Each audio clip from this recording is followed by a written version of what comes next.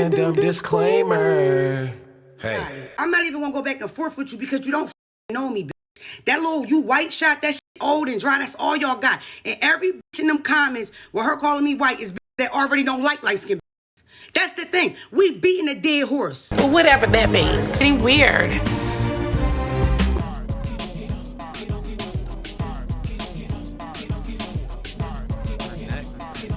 What is up, Voodoo Tribe? Welcome back to another pop culture rant video. Okay, my name is Naja, aka the Voodoo Child, and I missed you guys. I really did. Happy Summerween. Yes, I'm one of those. We're gonna be doing a Summerween transformation today while we talk about some pop culture mess, some of your favorite celebrities or the celebrities you love to hate, child, this social media mess that's been going on, musician drama, rap beef between people I was not expecting, documentaries dropping, movies dropping, tons and tons of stuff that we have to catch up on. So get your water, get your Capri Sun, get your Blizzy, do whatever you gotta do to get relaxed. If you're doing your hair, do a nice little stretch for me, and let's just get right on into it.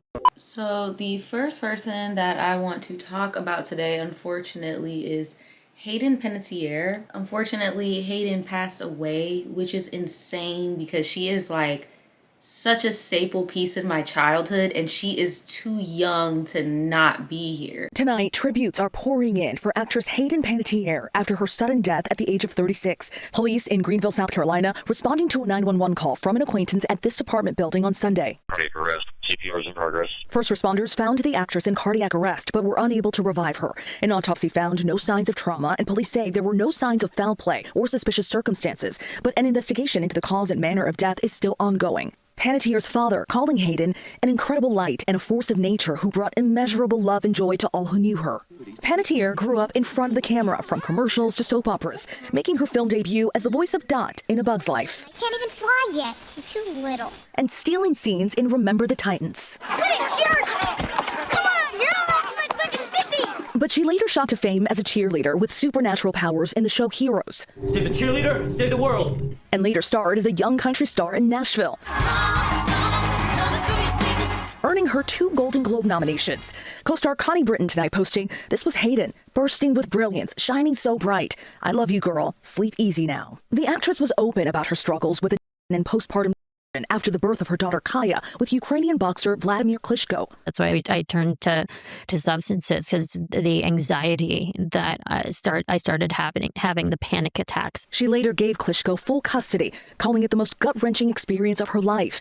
We talked to Panettiere in May after the release of her memoir, This Is Me. Was there a part of the book that was just extremely hard to get through, that was the most challenging story to tell? When I did the audio version of the book and reading all the stories out loud. When I heard this news, the first thing I thought of, unfortunately, was depression and substance use. Like a lot of child stars tend to do, they struggle with the aftermath of such a dark industry, right?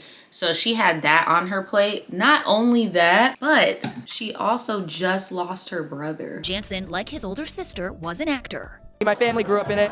They're all performers, and it came easy to me. You know, most people do what they're good at, and I happen to be good at running my mouth. Some of his many roles in the early 2000s included Even Stevens and The Walking Dead. Good thing we're headed to the fair. Y'all could live it up there.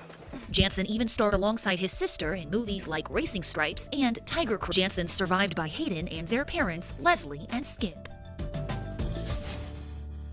Time does heal things, but time can also make you think differently and realize different things that you wish you'd never realized. The actress gracing the cover of People's latest issue on newsstands Friday.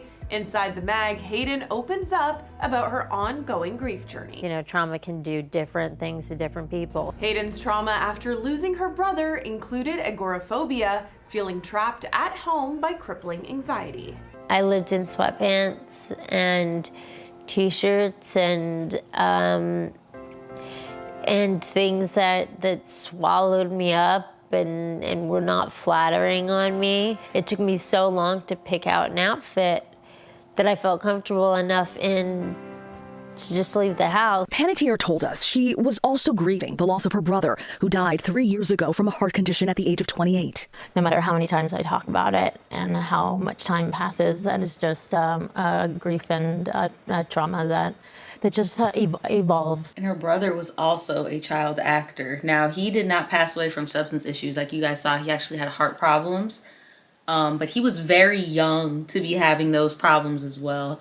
So I feel bad for Hayden's parents because you had to bury both of your kids super young. So more information has come out since I have filmed this video about Hayden and Hayden's family, and makes me want to read the memoir even more, because apparently this isn't uncommon with child stars, but there was some estrangement there between her parents, specifically her mother. Acknowledging that she and Hayden were not on the best of terms in a statement to Entertainment Tonight August 20th. However, she also alleges that the schism between her and Hayden was the fault of someone else, writing, "Although my daughter and I were estranged, it was not for lack of care or love. It was due to the involvement of a toxic individual." Over the years, Hayden had previously opened up about her fraught relationship with her mom, particularly in her memoir, This Is Me, A Reckoning, where she compared having a bad audition during her mother's tenure as her manager to, quote, "a fate worse than death." The Bring It On All or Nothing star also explained what it was like delivering the news to her mother that she did not want Leslie to be her manager anymore when she was 19, during a May 2026 appearance on the On Purpose with Jay Shetty podcast. I said to her, I don't want us to work together anymore. I just want you to be my mom.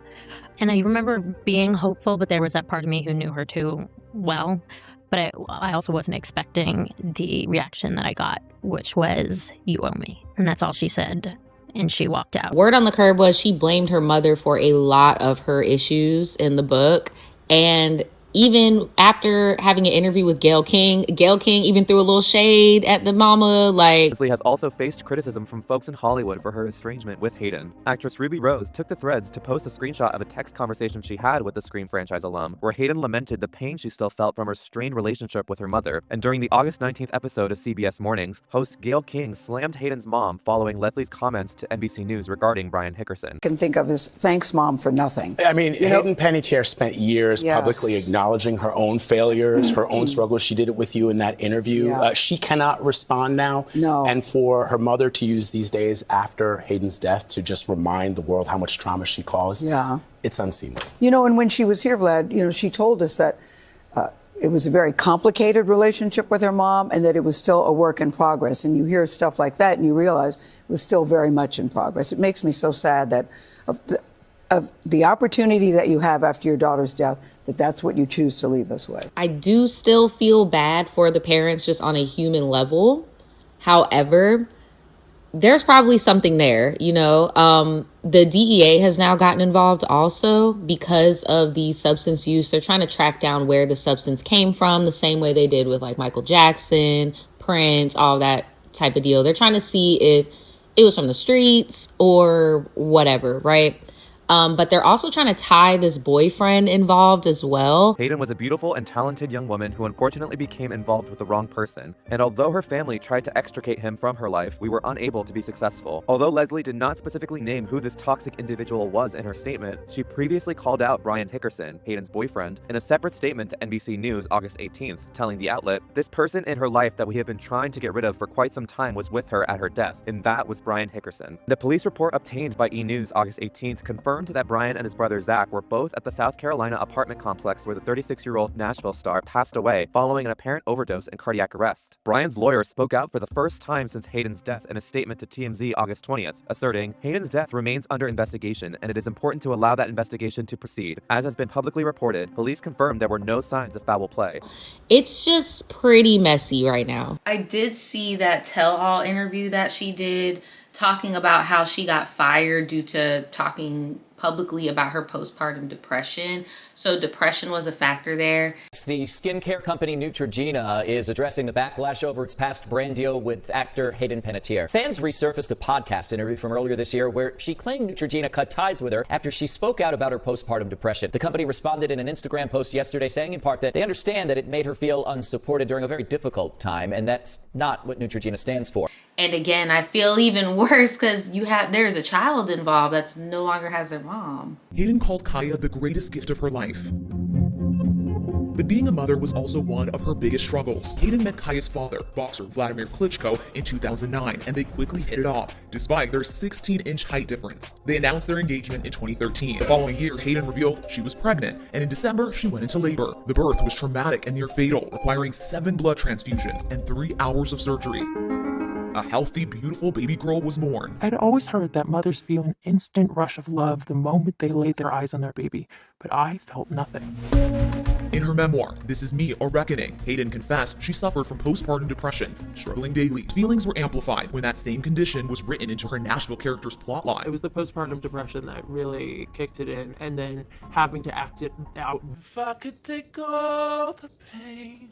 I was crying on set like all the time, and to have to go there mentally, and to take after take, it just gets so dark. She turned to alcohol. She needed a drink in the morning just to function, and then began abusing the prescription drug Klonopin. She told us in 2016 that she was trying to overcome the depression, seeking treatment in a Utah center. Same year, Vladimir took their 2-year-old daughter to the Ukraine because he was worried about Kaya when she was left alone with Hayden. That's when he served her with papers suing Hayden for full custody. But Hayden was deep in her substance abuse. In 2018, she voluntarily signed over custody, realizing she wanted what was best for Kaya. But she was met with public backlash. I would have burnt the world down for my child. The idea that anybody would think that I would just give away my child and be okay with it is heartbreaking. Hayden spoke out on the Jay Shetty podcast and again in her memoir when she revealed the damage it did to her mental health. Not being under the same roof with her every day has been the most gut-wrenching experience of my life. In the end, Hayden said that her relationship with Kaya was better. She even thanked Vladimir for raising their daughter. She has 2 parents who would do anything in the world to make sure that she is happy. Vladimir Klitschko is reflecting on his time with Hayden panettiere. After the actress's death August 16th at the age of 36, her ex-fiancé, with whom she shared 11-year-old daughter Kaya, spoke out. Captioning a photo with Hayden and Kaya on Instagram August 18th, he writes, quote, "Our family is going through a time of profound shock and grief. The announcement of Hayden's tragic death saddens me deeply. She left this world far too soon." He continues, quote, "Hayden was, although no longer my partner, an important part of my life and the mother of our daughter Kaya. She built an incredible career through immense talent while also facing the darker sides of a very demanding industry. Nothing will erase the times we shared or the place she had in our lives." Before extending his condolences to Hayden's parents, friends, and fans, the boxer went on to make a promise to his daughter, saying, quote, "I will always speak of her mother with respect and make sure she remembers the person she was." The 50-year-old concluded his message by asking for privacy during this tragic time. He writes, quote, "Rest easy, Hayden. May you find eternal peace." I do want to get her memoir. Apparently she's talking about a lot of industry stuff in there, things about grief, her journey, and like, I don't know. I just want to read it to make more sense of what the heck happened. Because, man, it's just so sad how you went from, now you're a new mom to you're no longer on this planet anymore for your daughter, right? Now, there are tons of conspiracy theories. I'm not even going to get into all of that. Like, I'm not even about to do this lady like that. I'm going to read her book. I'm going to order her book, read her book. I'll make a video for you guys. But I'm not going to entertain any conspiracies about her being taken out by the Illuminati or anything like that. I'm not going to do her like that. You know who does not get that grace? I guess not get that grace, but give the grace that I just gave to Hayden. Freaking Jools LeBron, girl. For those of you guys who don't know who Jools is the demure girl. You guys remember that meme that went viral a little bit ago of be very demure, very mindful, right? In my Tyra voice, we were rooting for you. We were all rooting for you. But you decided you wanted to make Hayden Panettiere's death about your influencer temper tantrum that you're having. I wasn't trying to make Hayden Panettiere's death about me because her dying isn't about me. Yeah, I got it, hurt. I was just understanding because never. Is so tone deaf and so irresponsible and very just tone deaf is just what keeps coming to my mind. Tone deaf, very self-centered, like a very way to make it about you ass thing that you did. Like, why did you do that? So let's rewind and see how we even got here, okay? Miss Jools recently went on like a little PR tour. She went on Tamron Hall, all types of stuff, basically talking about how she is now sober, how she was in addiction, all this stuff, and how, you know, it was a struggle for her. And on the show, she spoke very candidly about how much money she was making. When did the money start coming in? That started coming in, I want to say like 2 weeks after. And I knew it was different because now it wasn't, oh, we'll give you $2,000 for a video. It was $45,000 for a video, $85,000 for a video. Everything taken care of, everything paid. Right. And it's coming from some of the same brands that were paying me $2,000 a video. So the brands that had been paying you $2,000 now are upping it to $45,000. They're upping it to $45,000, $60,000, $50,000. Was that more money than you'd ever made in your life? Ever made my family in my entire family life, if anything. Right. Something that was so big that like no one had ever seen before, like in my family or even me at all. So you over here talking about you making thousands a post. You're making more than the average American's yearly salary per post. That is crazy. So after her coming out talking about how she's making all this buku bread, now she wants to come online and say that she has a GoFundMe for her teeth. My teeth are falling out of my head and I need your help. Listen, I'm very uncomfortable making this video. I eventually have to take out all my teeth. And I've already spent $6,000 on this. So I don't know what else to do. A few months until that's stable. I think I'm trying to like be a full-time influencer still, and clearly I don't think it's working out in the best manner, but like, well, I'm the worst, I'm sorry. Oh, embarrassing, I'm so embarrassed. Compromising position. And I'm not trying tens of thousands of dollars when I could to people's GoFundMes, but I just can't. I don't have it right now. I'm all out of money! My thing is, girl, why didn't you just make a post doing all this crying? You could have did the same post and just said, I'm making this post for any brands or dental, whatever, orthodontist, hoping maybe they'll help me. Like, why is the first thing you do is to ask the common person for money? Like, that's just the whole thing that doesn't make sense to me about this situation. I don't need a job. Like, you know what I mean? Like, I have a job. I just can't afford a $45,000 implant. I don't have a G-Wagon. What? On August 7th, Jools said on TikTok live stream that she doesn't have a G-Wagon. However, just 2.5 months prior, she said that she does have a G-Wagon. Like, okay, yeah, I got a G-Wagon, but it wasn't even. Where's the G-Wagon? Now, I had braces in high school, but I did go ahead and get my wisdom teeth removed and my root canal taken care of once I got my first YouTube bag. I'm not gonna hold you. I just feel like there's certain things that you just do. I don't know. I guess what I'm trying to say is, damn, Jools, you should have got your teeth done first quarter, but maybe because she was inactive, she was like, oh, I don't want to fix my teeth, and then I'm just gonna ruin them and then have to do it again, right? But I'm not gonna hold you. That would have just been what I did first quarter, bruh. So then Jeffree Star wants to enter the chat for some freaking reason, girl. Like, looking like the crypt keeper. He just can't wait to just hop on and like diminish a creator of color. Like, it don't give a damn what is going on. He just leaps at the opportunity. Love to know who you think you are, that your audience is gonna pull up and pay almost 50 grand for your bullshit ass smile. I know you fucking lying. It's embarrassing, to say the least, is what the fuck it is. It's embarrassing, and I'll say it for y'all. Okay. Who is that? Exactly. No shade. No shade. Exactly. Who are you? Who are you, bitch? I'm going to Target. Should I go ask a stranger to pay for my groceries right now? I don't want beef with Jeffree Star. He's racist. Like, what is he gonna do? Call me a monkey? Whatever. You win, Jeffree. I don't care. You're not that bitch or nothing, but you still ate that little one. That little one thing. You ate that one thing. That one little thing right there. You ate that out. Because, like, seriously, Jeffree, like, okay, what? What are you gonna do? Like, really, what are you, the noble police? Right. I really, really wish that Jools would have just like left it alone, you know, and just left it at that. Because I like, no shade, I do feel like she ate with her response to Jeffree. She deleted all of the foolery that I just showed you, right? And then she keeps up one video of her calling out Jeffree. It's a new video of her just calling out Jeffree, right? Trying to like divert, like, okay, I'm an actual quote unquote victim in this situation. People actually vibe with my take. So let me just double down and just go full force into this Jeffrey thing. Jeffrey, I am gonna come for you in my wig cap, unfortunately. Jeffrey, your problem isn't with me and my teeth. Your problem's with Patrick Starr. Your problem is with how the system worked and how you didn't get what you wanted from it when you were at the height of it. It has nothing to do with me. And I know that because I know you're not serious when you're begging on gifts every single day in a mansion.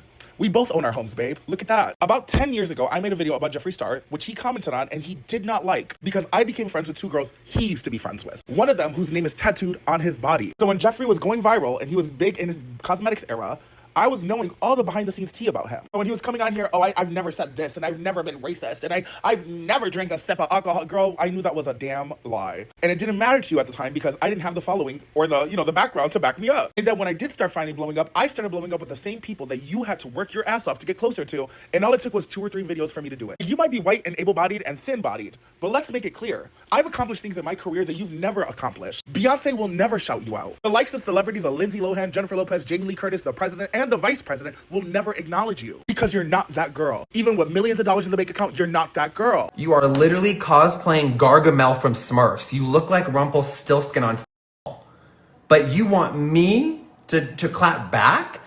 There's nothing to clap to except this.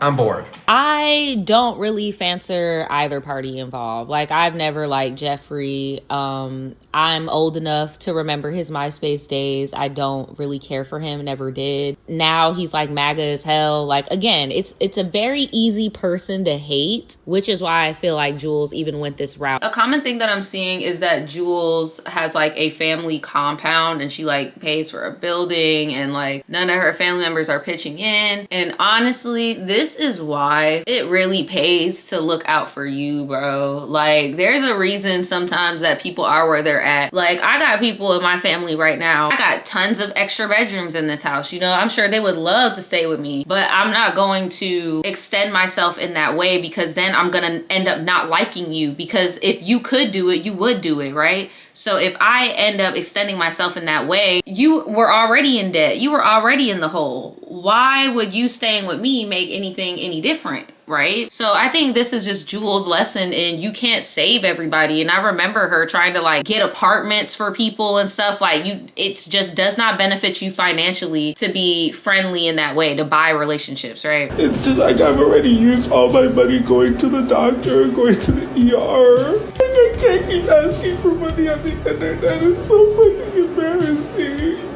My fucking skin is on fire. Everything hurts. My hand is gonna cut off.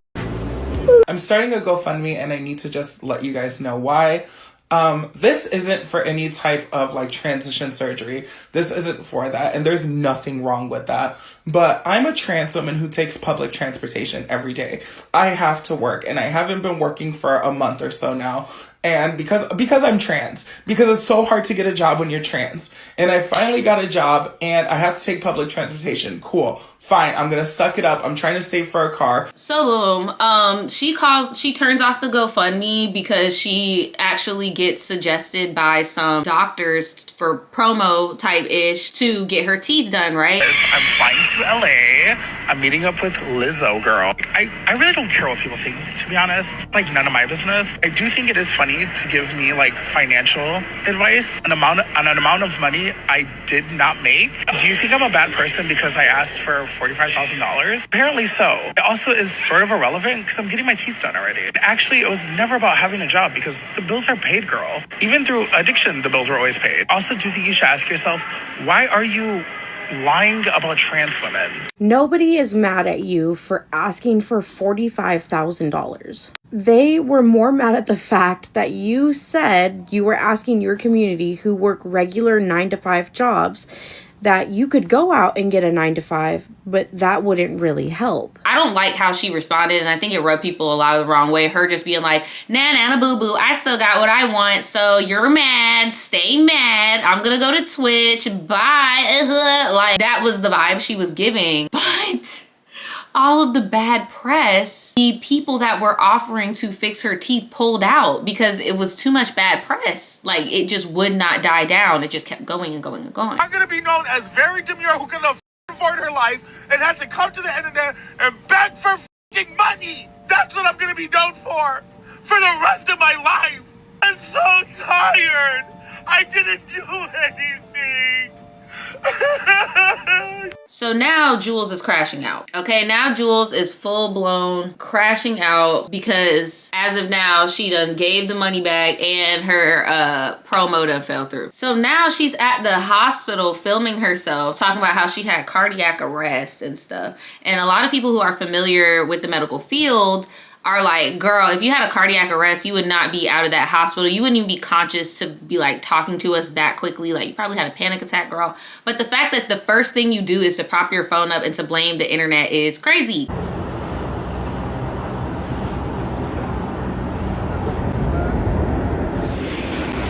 guys got me. Then they make the Hayden panettiere post. I wasn't trying to make Hayden Panettiere's death about me because her dying isn't about me. Yeah, I got it, hurt. I was just understanding because never. And it's like, babe, somebody died. Like, you need to, this is crazy. I don't think that any of the transphobia is warranted. I do think that this happened around the same time, even the whole Drew Afulo women conversation. I do think this all happened at the same time on purpose because it's voting time. People need to be going out and voting in the primaries. I voted. I hope you did. Flipping Florida blue bit. I do feel like this was all very intentional. However, two things can be right at the same time. How she handled this was very entitled. Even the, I didn't do anything. I didn't do anything. Like, oh my God, it was giving Shane Dawson. Like, it was so cringe. I would have respected it way more if she would have kept all of her videos up, took some accountability. I personally didn't like how distasteful the here damn. I guess I was wrong with that Hayden shit. But anyway, and it's like, come on, bro. Like, Truth be told, I'm gonna be honest with you guys. You know, when you're in that hospital bed and you have collapsed and you just watched like Perez Hilton, like almost unalive himself on live with thousands of people watching. I'm watching several of my plus size mutuals get canceled. Every single person that the media is hating right now, or social media I should say, is plus size and or trans. Like, I'm watching these same people explain myself a lot, to be honest. But on the Hayden Panettiere thing, rest in peace. Rest in peace. And I apologize if the way that I worded my first video made it look like, or you know what? I'm sorry I made it about myself, actually. Because it's not about me. And that was disrespectful, and I apologize. I didn't realize that's what I was doing, and once I've clocked my T, that's my bad. You're right. That was fucked up. I apologize. I didn't realize that that's what I was doing, and looking back, I'm an asshole for, you know, bringing up my own issues when someone else just passed. Absolutely. I agree with you there. I don't know. I just don't like the whole thing. Everybody involved is just an entitled influencer, Jeffrey and Jools. It's giving that. Like, I'm sorry. That's just my opinion. Like, I don't think anybody deserves to be dogpiled at all. At the same time, Jools is too old to be acting like that. Like, that's a grown-ass girl. Like, come on now, bro. So, speaking of bullying and dogpiling, the Perez Hilton situation of him hack-slinging, slashering himself on TikTok live. Medics took him to the hospital after apparent acts of self-harm reported at his Westchester home here in this neighborhood. It's quiet now, but take a look at what it was like last night as sheriff's deputies were all over this neighborhood and working behind crime scene tape. You could see marked vehicles parked outside here last night. Now, the Miami-Dade Sheriff's Office reports that deputies responded to reports of someone who was live streaming acts of self-harm on social media. Now, that statement was sent in response to an inquiry about Perez Hilton, but it did not name him that response. And in a follow-up statement, deputies told us that the person was safely recovered and taken to the hospital where he was receiving medical attention. Now, so shame on the people on the panel that was just sitting there watching it like it was freaking pay-per-view television. Talk about out-of-touch influencers. And then even Perez seemed surprised that TikTok was even allowing him to like hash-sling slasher himself so long, and obviously something is mentally wrong with anyone that would want to do anything like that, but it is giving he had a bit of awareness in that moment right? Basically, he knew that he was going to be shocking a lot of people. So there's a lot of mixed emotions about this, only because Perez is infamous for bullying people in the past that have tried to unalive themselves. Boycott Britney Spears. Why? Starting a movement, it is a campaign immediately. Well, well, well. Look what we have here. I'm not even surprised. People are supporting it. Do not buy her single. Instead, lend your support to Feist. Feist. I don't think she'll talk to me, though. I've called her babies slow and special. Why is he doing this to me again? What does he want?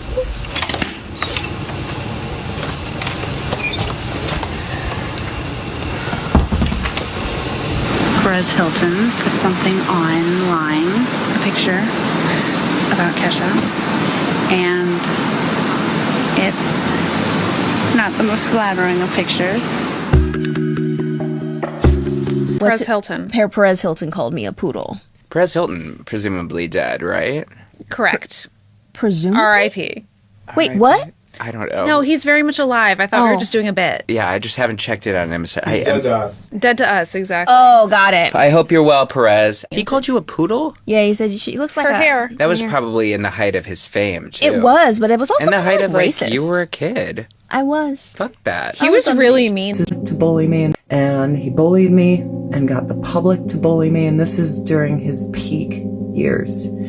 So for the people basically saying, oh, hey, you're just like everyone else trying to monetize off this, I was basically saying that video is disgusting. Don't try to monetize off the video. I don't expect people to not talk about what he did, because it's crazy. But I also want him to see me saying that his life has value and that I wish him peace and I don't want anything bad to happen to him.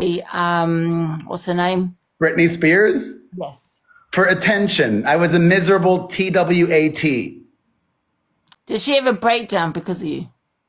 I probably contributed to it, definitely. I take full accountability for my role. I definitely didn't make things easier for her. Do you not think about people's mental health when you're doing what you're doing? I do now because I've changed, but back when I was younger and doing things differently, I didn't.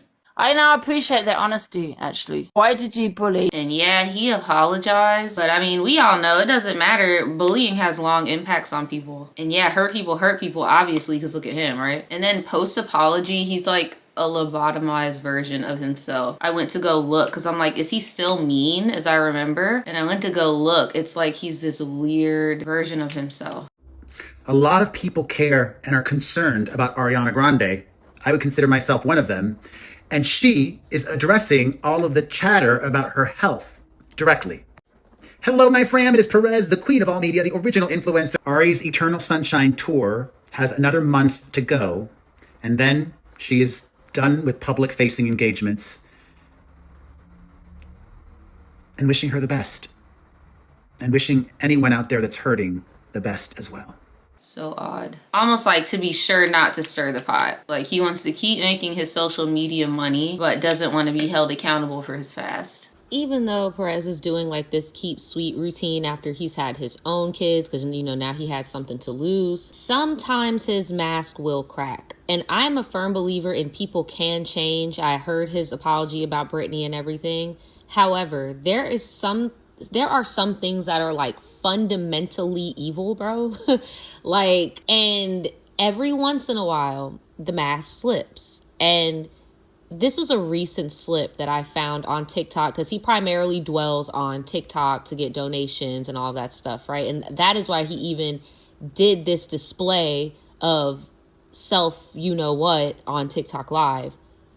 But this was a time where his mask slipped. Was this creator who had a big following on TikTok, and all she did was speculate. And I was not a fan, okay? I'm not going to be hypocritical. It's sad that she's dead. She's just 36 years old. I did not like what she did. I did not respect what she did. All that she would do was read blind items. She didn't even write herself. And she got hundreds of thousands of followers. I don't get that. And I also don't like blind items because most of them are BS. This guy, crazy days and nights. Full of BS. Just about a month ago, though, I shared a video of Kyle Marissa where she was talking the most ridiculous things. I love Toronto. The most ridiculous conspiracy theories about Princess Catherine and Prince William. Anyways, her family has said that they don't know cause of death. That's where the speculation comes in, right? She's 36 years old. If she had been battling depression, I would like to think her family was aware of that. If she had been battling anorexia, I would like to think her family was aware of that. But it's possible that she could have kept both of those hidden from them. She might have been battling addiction and kept that hidden from them. A normal 36-year-old doesn't die. Did she have an overdose? Did she die from anorexia? Did she take her own life? So old Perez is still in there, all right? He's still in there. Even though he claims to have turned this new leaf because of his kids, I do believe the core of him is still in there. The real victims, other than the live stream viewers, are his children. I didn't even know he had kids, girl. Apparently when he had his kids is when he tried to roll back on his insults and stuff, because now he gained a bit of empathy, I guess, from having children. But those poor kids had to see that in real time. And now his parents have custody of those kids. As Perez Hilton remains hospitalized under Florida's Baker Act, his mom is looking to take custody of his 3 kids, at least temporarily. That's according to a court filing last Friday by Teresita Lavandeira, who moved back to Miami with her son and grandkids. It's been more than a week now since the 48-year-old celebrity blogger was seen on a TikTok live stream appearing to cuff. The Miami-Dade Sheriff's Office responded to his Miami home that night after receiving multiple 911 calls. According to the family, the kids and 2 other family members fled from the home when the incident began. Last week, NBC6 reported that a TikTok spokesperson confirmed it was a moderator error that caused a delay in the stream being removed. NBC6 spoke with attorney Claudia Cobreiro, who practices family law and is not affiliated with the Hilton case. She shared some insight into why it may have been necessary for Hilton's mom to petition for temporary custody of the kids. I wouldn't say it's necessarily normal, but it's definitely something that we see in these cases when we have an issue of mental health, especially when there's only one parent. But the goal of this mechanism is specifically so that the kids' lives remain as similar as possible to how they were before the incident took place. In a statement to NBC6, attorney Natalie Guerra Valdez, who represents Hilton's mom, said, "My main concern and objective, as well as the families, is to protect the children and make sure they are safe. We want them to have some sense of normalcy as they begin their journey of healing after the tragic events that occurred last week." I'll extend empathy to Perez, but it's why did those kids have to see that? That pissed me off. I can't stand when people, because I get it, mental health is real, right? But take yourself out on your own time and don't bring nobody with you. And I would consider scarring someone like that, taking someone with you. Those kids are going to see you bloody and sliced up for the rest of their life, and that's not fair, and I would consider that abusive. Speaking of his kids and how I mentioned him still having a little bit of his old ways, I found this other clip of Perez where he's talking about his relationship with his children and how he expects their future relationship to be once they turn 18. I don't want to leave them a single dollar. That's not a joke. What makes you feel that way, though? I want to enjoy my money. It's my money. I'm sacrificing so much for 20 years or so. I worked so hard. I want to hopefully be able to live long enough to then enjoy that next era of my life. And why leave it behind? They can work for it themselves or not. Yeah, I love it, man. I tell my kids all the time, you better study hard because when you graduate college, you're your own kid. I used to be a diva before you were born. I would go and take really fancy vacations all over the world. I'm not taking fancy vacations all over the world anymore because I have 3 kids and I have to be really mindful with my spending. Yeah. I will always be their father and always be there to love them and support them. But any money that I have, I will start to budget it and give myself an annual allowance and start taking those international diva trips again. I love it. So this concerns me. Why would you do surrogacy and adoption, all this stuff just to push these kids out into poverty? And it makes even more sense to me now why he did this in front of them. This is crazy work. I'm sorry. Crazy work.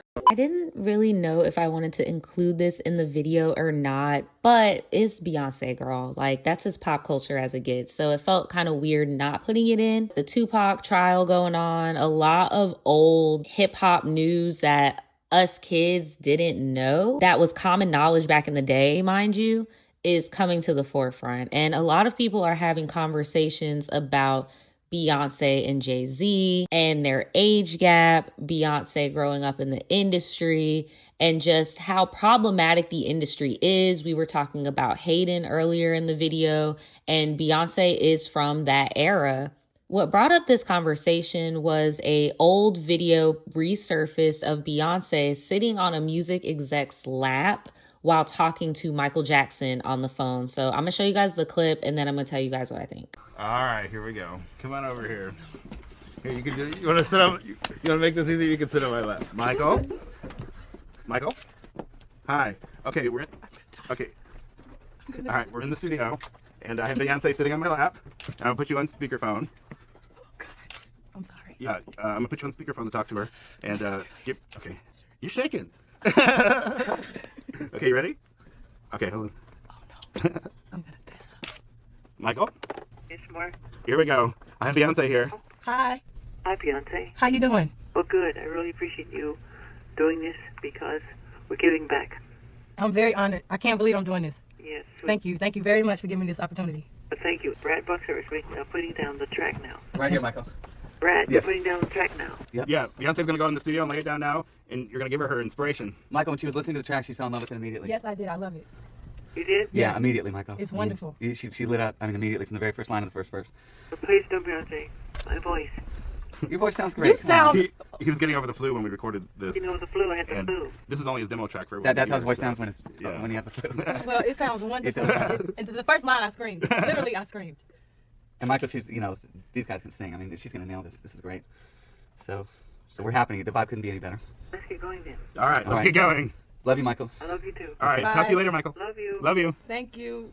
Thank you. I love you. Bye. Bye. Oh, that was tough. He gets very emotional over this project. I mean, he's I'm happy I talked Russian. to him. Oh, I want to do a little. Off the bat, Beyonce could not wait to hop off of that man's lap. Like, as soon as that phone call hung up, she hopped up, okay? He said, do you want to come and sit on my lap? Do you want to sit on my lap? So she sat on his lap. And it was almost like she didn't even think about it. I don't really, me personally, this is just my opinion, I do think industry grooming exists, obviously. I talk about it all the time. But in this scenario, I feel like this was just a common case of a creepy, nasty old man taking advantage of a young woman's naivety, okay? Beyonce, a lot of people debate whether or not she is neurospicy or whatever, but we can admit that she was pretty sheltered. I don't think this is on some, oh, they sacrificed her or nothing. This is just one of those instances that so happened to be caught on camera of nasty, creepy old men taking advantage of the fact that a young woman is a little wet behind the ears and doesn't understand, like, oh, I'm sitting on this man's lap and where his area is at. I'm so fixated on Michael Jackson, I'm not even thinking. It even sounded like Michael wanted to get off the phone, girl. So yeah, this is just a very awkward moment. I do agree. Two things can be right at the same time. I do think that Jay-Z was too old to be talking to Beyonce. Her people did not agree with it, but it kind of just was what it was. And it is what it is, right? Now they call him a mogul and all this crap. You know, they be kissing the ground he walk on. So yeah, this was definitely creepy. This was creepy. Like, you guys are not wrong. I agree. Anybody that thinks this isn't weird, I don't know. This was weird, bro. Like, Beyonce is not a little kid in this video. Like, she's not a 6 or 7 year old kid come sit on my lap. Like, this is a grown woman. Like, I don't know. What do you guys think? Okay, sorry. I know I just got done doing a voiceover, but speaking of things that I didn't know when I was younger because I was too young to know them pop culture wise, but now is coming back to light. This Tia Kemp and Mona situation where Mona was feeling some type of way because Tia Kemp is popping for just being what she really wanted to say was a bitter baby mama, or what she was describing, because, you know, Mona will say it like it is, but what she was describing was a bitter baby mama that was in the magazines and all that stuff. Before I play that clip though, I just want to say, I remember when I found out about this, I want to say like last year, and I put it in a pop culture rant. And honestly, I thought that shit was fire. I thought that was some player shit. Like, I think it was an unpopular opinion video, actually. It was an unpopular opinion video. I love that she is unapologetically her, and I feel like we need more examples of that on social media, especially as older women. I just don't know where this came from. Like, Mona, like, what? If you know, you know. But if you don't know, here is what Mona said about Tia. I ain't done that Mona love her. What's up with her? Beyonce, right? Rick Ross baby mom, right? Never been a huge fan of T. I don't really like what it stands for. I just seen a video, that hoe talking reckless about me. Wasn't that hoe just trying to get some money with me? Ain't you managing that boring asshole? Can't sell out an arena? She's been famous for 1,000 years. Her resurgence is her with flip phone talking The hoe on something talking about how I went and did something with 50 Cent. Tell that hoe, first of all, don't talk about nothing 17 years ago, hoe. And the hoe don't know what caused me to go do that. She went to a jewelry store with his op. Yeah. Like, why am I the only person that thinks that's a nasty? He interviewed. It irritates me. Am I entertained by her? Not really, but she's super entertaining. I'm happy for her. Somebody called me to work with this lady. See, that fuck nigga and his mammy and them came to court on me, ho. When I was fighting for my life, bitch. Yeah, ho. Yes. Sent lawyers on prostitutes and all. Bitch, I had to go through a jury and was acquitted by a motherfucking jury, bitch, in trial. Ho, for 7 days. Yes. $11,000 on a trick asshole. Bitch, don't you ever speak on me, ho, and you don't know me. Don't you ever say shit about... Stay out of black folks' business, bitch. Oh, bro, it's nothing cool about talking like that and being ignorant like that. Tia is real vocal on how much effort she put in to get her kids to college. She don't talk like that. She don't talk to her sons like that. Why you talking like that? I don't like it. She too old for that. Yo, Miami ain't gonna never beat the allegations. They might be more ghetto than us. Cool. Miami I don't know. I'm over here expecting her to pull the little flip phone out and do her usual. No, ma'am. No, ma'am. She called Mo the manager, bro. Like, what is going on, girl? You gonna run them clips down to the ground. Mona, you said you had something out. I was waiting for you to get to. I had something what? You said you had something that you wanted to discuss. Oh, no, it wasn't, I don't know. Something you want to bring up, or you good? Tia Kent went viral for doing the show at Zany's, and she like cusses the club out in the clip. What was Zany's? Zany's is a comedy club. Zany's is a comedy club in Nashville, Texas. She does stand up. Her first show that I was aware of was in Detroit. She flies to Detroit, goes to the jewelry store, get bucks with cash down. She does the show, cash down the back, gives her stand ovation. It's a beautiful black woman support. It's all that, right? I remember being curious then as a stand-up. I remember being excited for her then as a stand-up comic myself because she quick with it. She was going to eat at the fucking stand-up shit. Then I found out she doesn't really do stand-up. She kind of like. She just do her thing, you know what I mean? I almost call it almost like a more in-depth meet and greet kind of, like where you really talking to the people and, because somebody called me and said, no, it's nothing, it's not stand-up. Crowd work is stand-up, it's not that. If anything, that's what I mean. That's the only thing I can think of to like compare to. And that's the thing. I remember when I first started. To myself, leave me the alone and sell your shows out on your own asshole. I ain't gotta do this to sell out no shows.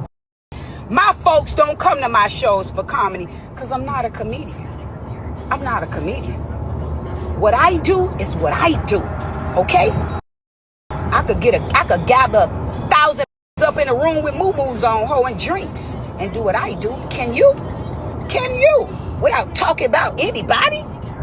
I ain't talking about no rose. We ain't stunting about. Bitch, we good, ho. Ho, his son is good forever. Make sure your children good forever. Now I'm getting restricted. I'm out. Now, you could tell by the time she got on the Joe Budden podcast that she wanted to double down. It's like, girl, did you even like sit in your emotions and like process how you really feel about Tia? Because in my opinion, it's jealousy. The whole, oh, why is she even in the same rooms as me? Like, she's a baby mama. I don't get why. She is funny, bro. I don't know what to tell you. Some people are, that's how you find out if you can be a comedian, is if you make the class laugh. Like, she is just a funny individual. But I do think Mona regrets publicly saying how she feels about Tia. I really do feel like she is jealous and she feels a little embarrassed. I'm just waiting for Mona to just come out and be like, yeah, I was being a hater. I was being a hating bitch. Like, I was on my period. Like, I'm just waiting her to say some shit like that. Like, I didn't get some D for a minute. So this, trying to be funny and try to like sway the convo, but on some real ish, if I was Tia, I don't think I would really feel much like that. Because now I know that you got the evil eye. I want her to come on your podcast. What the did I say that's that serious that she can't go on my podcast? Sidebar. Why would I have asked her to come on my podcast? It's nothing that I have anything to talk to her about.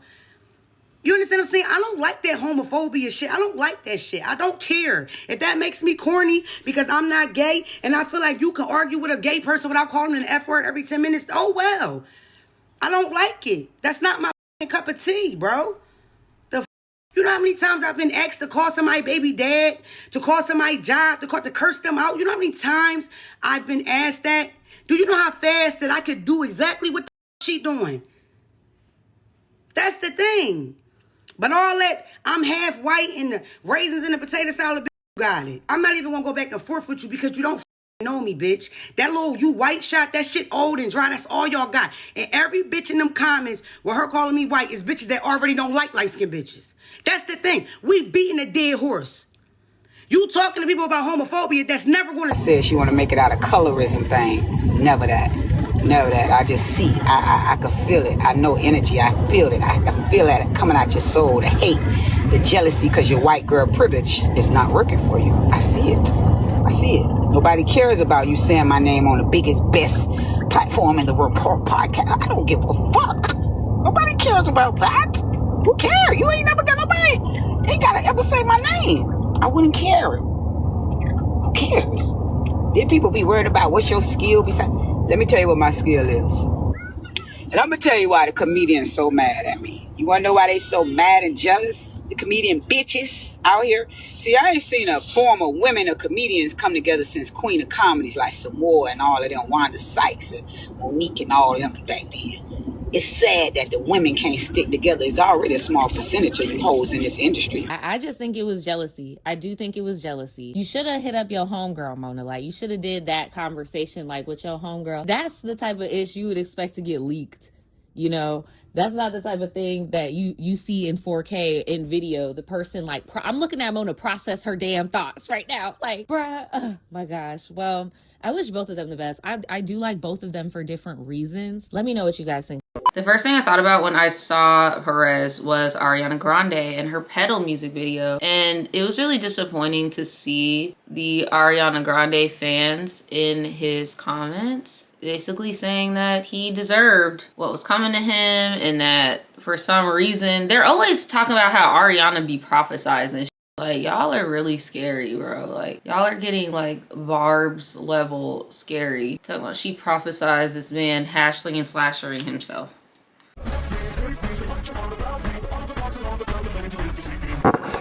What?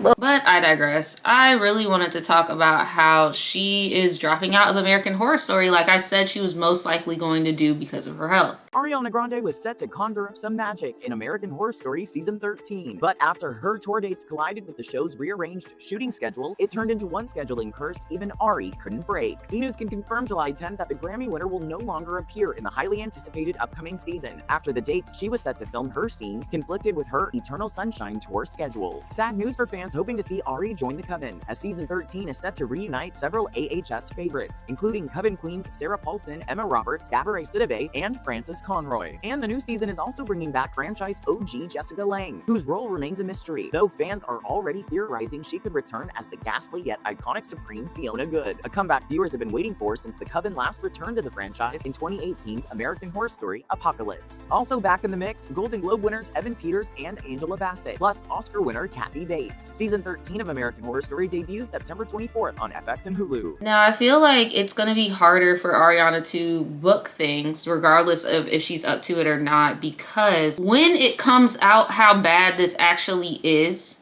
every project that she is working on is going to be tied to the controversy, and they're probably going to have to scrap it.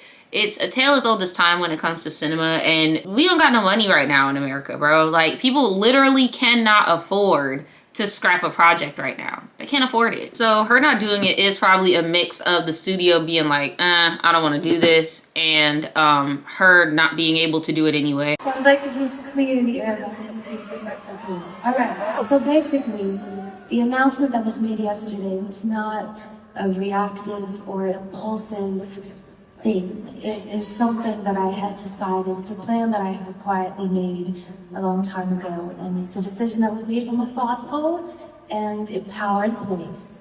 And I want you to know that many things can be true at the same time. I heard that my fans were worried that negativity was ruining things for me, but I just have to say that could not be more the flat opposite.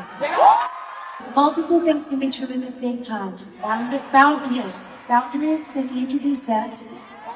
Human beings can need a break sometime. And also, this can be and will continue to be the greatest experience of my professional and career life. No matter what noises exist out there, nothing will ever be able to distort my reality or be more real to me or louder to me than this love that we share. And this is what I always take with me. Because the rest of that shit is not mine to carry, so I don't care.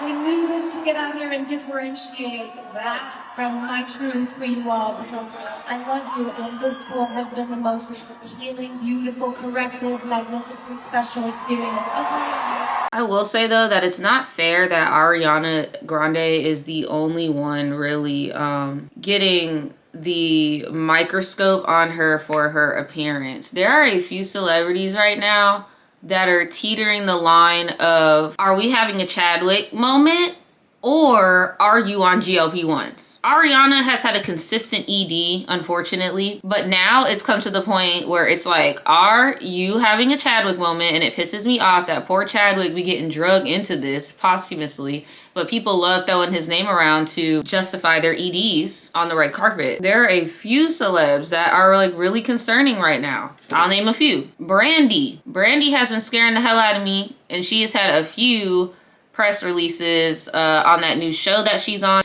and they're very touchy about it. Be gentle with each other. You don't know what story they're carrying. You don't know what they've been through or anything like that. So just be kind and be gentle. Yeah, I'll say from like 6 feet away in this limited interaction, you look pretty good. Oh, thank you. You're I look pretty good. Exactly. Pretty good. You need to read that. Well, we're gonna have to pretty good that one. Pretty good is crazy. I didn't like that. Amazing. No. I didn't like that. I apologize. No, it's okay. No, that is like, that is my, you know. I know what you meant. Yeah, for sure. Yeah, I know exactly. what you meant. No. Compliments are hard for me to give, so it's. Receive. Exactly. Well, you need to practice. Let's try it again. My wife says the exact same thing. Let's try. Yeah. You go. And you seem very kind, like a queen. Yeah, there you go. And you're very kind. You're working on some new music as well, too, right? Also, we look pretty fun, too. That's true. Now we've opened the door. You also look great. You look phenomenal. You're so nice. You don't understand. Like, I was in an anorexic mind state for I don't know how long. I think I put myself in such an anorexic state in my mind that it was hard for me to gain weight. And there's another girl on that show that is lost extreme amount of weight.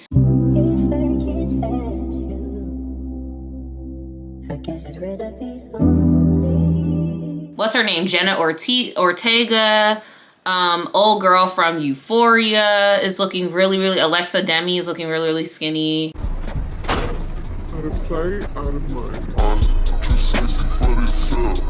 It's getting scary out here. It's not just Ariana, but I think in a world of GLP-1s and you're trying to compete with other skinny women and you have an actual thing going on, yeah, you want to be the biggest bird. You want to be the skinniest girl in the room, and that's how you end up with an Ariana situation. So right now, I think more than ever, it's really important to make sure any of the young girls in your immediate life to know the difference between like healthy bodies and Hollywood bodies, normal bodies, and manufactured surgical bodies. Like, just so they know that they are normal, because it's getting really treacherous out here.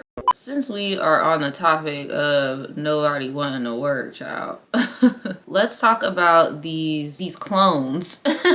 There are tons. So this isn't exactly a new concept. People using body doubles. Michael Jackson's done it. A lot of celebrities do it. Usually they do it for like safety though. Did Shakira have a look-alike at the World Cup opening ceremony? Because some people think FIFA played all of us. Others claim her face, shown up close on the stadium cameras, had tiny differences that made her look like an imposter. Then photos of a known Shakira impersonator started going viral, with people saying she was in that same city just days before the ceremony. The most recent body double that people are talking about right now is the Lil Wayne body double. The one that had like no tattoos, bro. The second body double people are talking about is the Usher body double.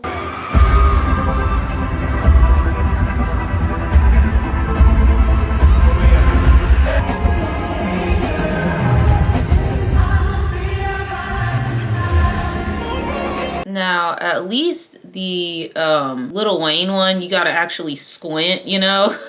But the Usher one, girl, it's giving somebody was really trying to play on my top. Like, that man did not look like Usher. I mean, he looked like Usher from the side. Like every once in a while it was giving Usher girl, but nah. Like, and usually I'm sure this would not be an issue if everything wasn't so freaking expensive right now. You've probably noticed it too if you bought concert tickets lately. Those blue dots symbolizing unsold seats on ticket sales. Fans even have a name for it. This was Post Malone's Toronto seat map just hours before showtime. We're seeing that more and more tours, especially bigger tours, are not selling out. Pussycat Dolls canceled all but one North American show this year, saying they took an honest. Meghan Trainor and more canceled shows too, citing other reasons, but experts say the root of the problem is the price tag. Fans are actually now trying to decide who they're going to see because they spend a lot of money on Rush. That doesn't leave them a lot of money to go, say, see Oasis. According to data from Polestar, from 2019 to 2025, the average ticket price for a top 100 world tour concert went up about 37%. And higher prices come with expensive expectations. They want to see the choreography. They want to see the pyrotechnics. The production value is way better. It's much larger. The staging is more impressive, and all of that costs money. Honestly, it's giving fraud because, like, why are you playing with me? Like, we know that's not Usher, and I paid to see Usher. If I wanted to go see an impersonator, I would go to a drag queen bar. Like, you know what I'm saying? Y'all over here playing. Especially if, like, you gotta body double your whole damn tour. Like, what are we really doing right now? Somebody recently just admitted that they had a double or like an impersonator perform for them. I came up with body doubles. No, stop it. I know what body doubles was happening. Wait, no, stop it. No, that never happened. That never happened. Oh, it was getting doubled the shows every motherfucking month because Boo would go and lip sync shows for Akon. I don't think there's nothing that can separate me and pain. Like, even though he's telling some stories of yours now, he said that you, I'm gonna tell you what he said now. He said that you and your brother Boo, because he said that he used to kind of like swap in for you when it came time for you not wanting to do certain performances. Let me clear some things up. He called him a body double is exactly what he called. Let me clear some things up so we all know. Okay. Boo was my double. Okay. Saw Boo in one place and you saw me, you couldn't tell the difference. That's true. That wasn't because you were so overbooked that you just had to dispatch. No, he had a lot to do. No, I'm joking. I will not send Boo to that assignment. Nah. Boo started off as my hype man when he was on the road. Okay. And yeah, I used to get so, like, we was booked so, and I was like, man, all this money I'm leaving on the table. Yeah. I cannot leave all this money on the table. Yeah. But I remember, and I can name this because they all know, everybody know my homies. It was a station in LA, and I was on the West Coast doing Hot 97. I did my show there, but they wanted me for a big show that they had in LA. So yeah, I sent my little brother. Another brother that looked like y'all too. And now, that was the sequel. Oh, it's 3 Omar was my Omar. He came up under me when I was in the street, but he would do it without getting permission from me. This is mad funny. Omar in another country, another city, getting money, and I'm like, what? They booked me already. So yeah, the verdict is things are way too freaking expensive right now to be doing no damn body double. And honestly, I want my money back, and I'm chargebacking my card. The next thing I want to talk about is this Mario Lopez thing. Do y'all even know who Mario Lopez is, girl? We about to talk about Mr. Mario Lopez. This is why you need to take this AI away from Gen X, because girls, inappropriate stuff like this happens. So Mario Lopez thought it would be a smart idea to put a photo of him and his niece into AI. Not any AI, but Grok. What the hell do you think happened? I can't take her anywhere. Oh my God, look at you! I'm so good! You're a mess, the mustard!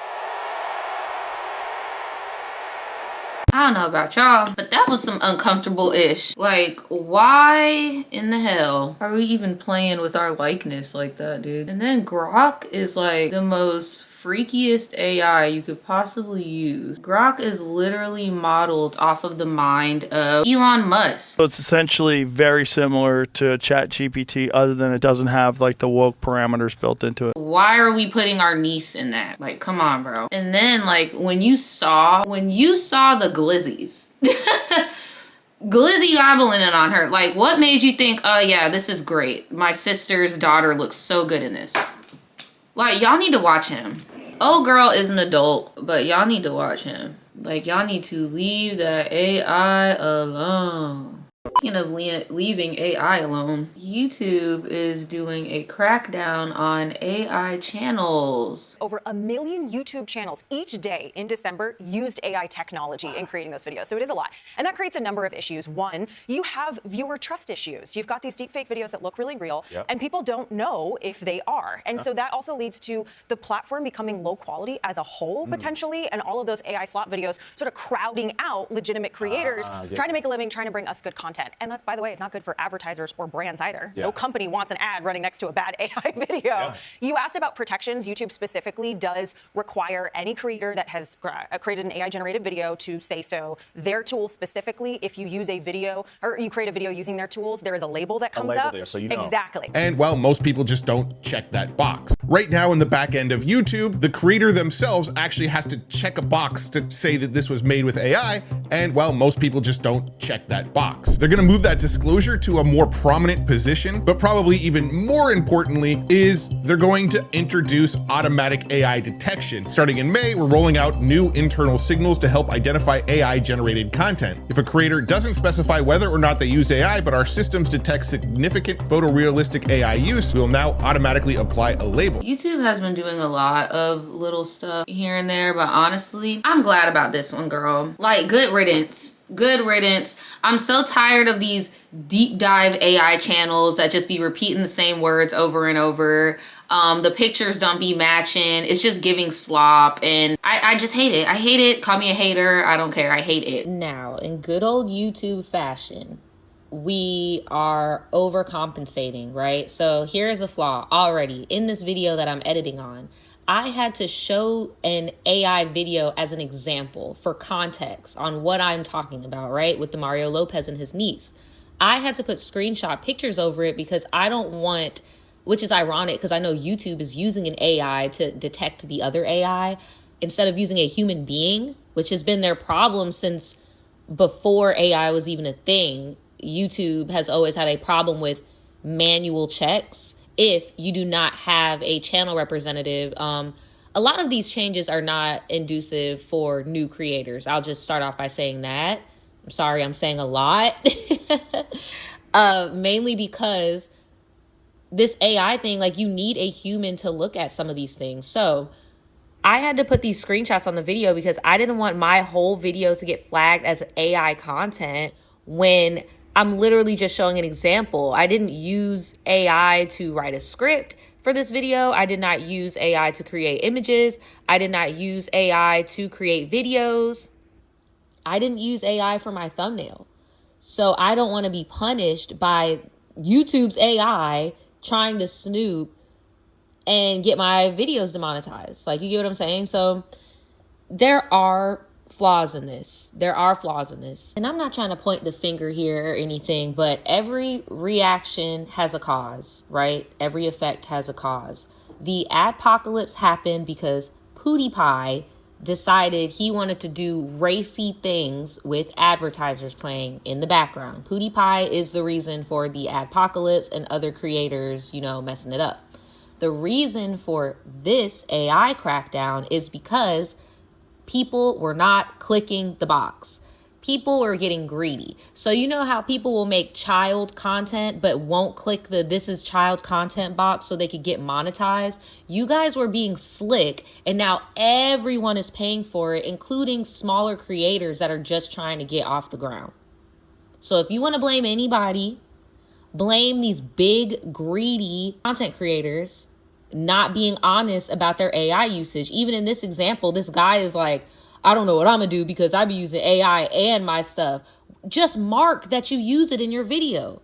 I'm not using it at all in this video, so I'm gonna mark that I didn't use it at all. It's that simple. The only thing where it gets shaky is if you're trying to use the video for context. But if literally part of your content every time your intro has AI in it, yeah, I'm gonna need you to click that you use AI in your videos. It's that simple. No shade. I'm also tired of the AI flyers. I'm so sorry, y'all, but I hate them. The reason why I'm apologizing is because I'm an artist that's like cool with other artists, and you would be surprised how many artists are actually like okay with using these AI flyers and making all this AI content, but I gotta say it, I'm just so tired of it. It looks so bad, bro. I'll be the one to say it. Y'all could be mad at me. I'm not talking about anybody specifically, but if the shoe fits, because there's so many people in my personal life that use it. I know that they know how to use Photoshop. I know that they know how to use Canva,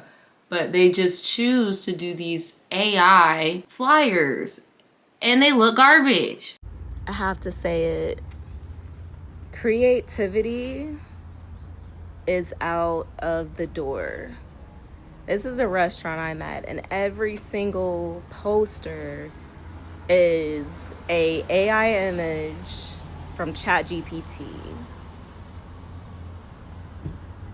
Get back to being creative, you guys. This is crazy. It just looks garbage. I'm sorry. Speaking of AI, girl, have y'all heard or seen that Tyga is trying to do something, child?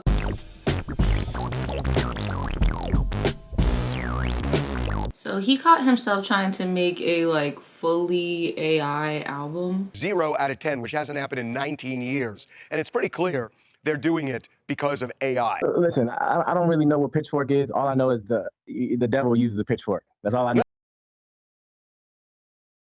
Well, the context is, well, unfortunately for Gen Z, they can't read. So nobody reads, you know what I mean? And what I said was, I used AI assisted things in the production. I said, all the vocals are me. I wrote all the songs.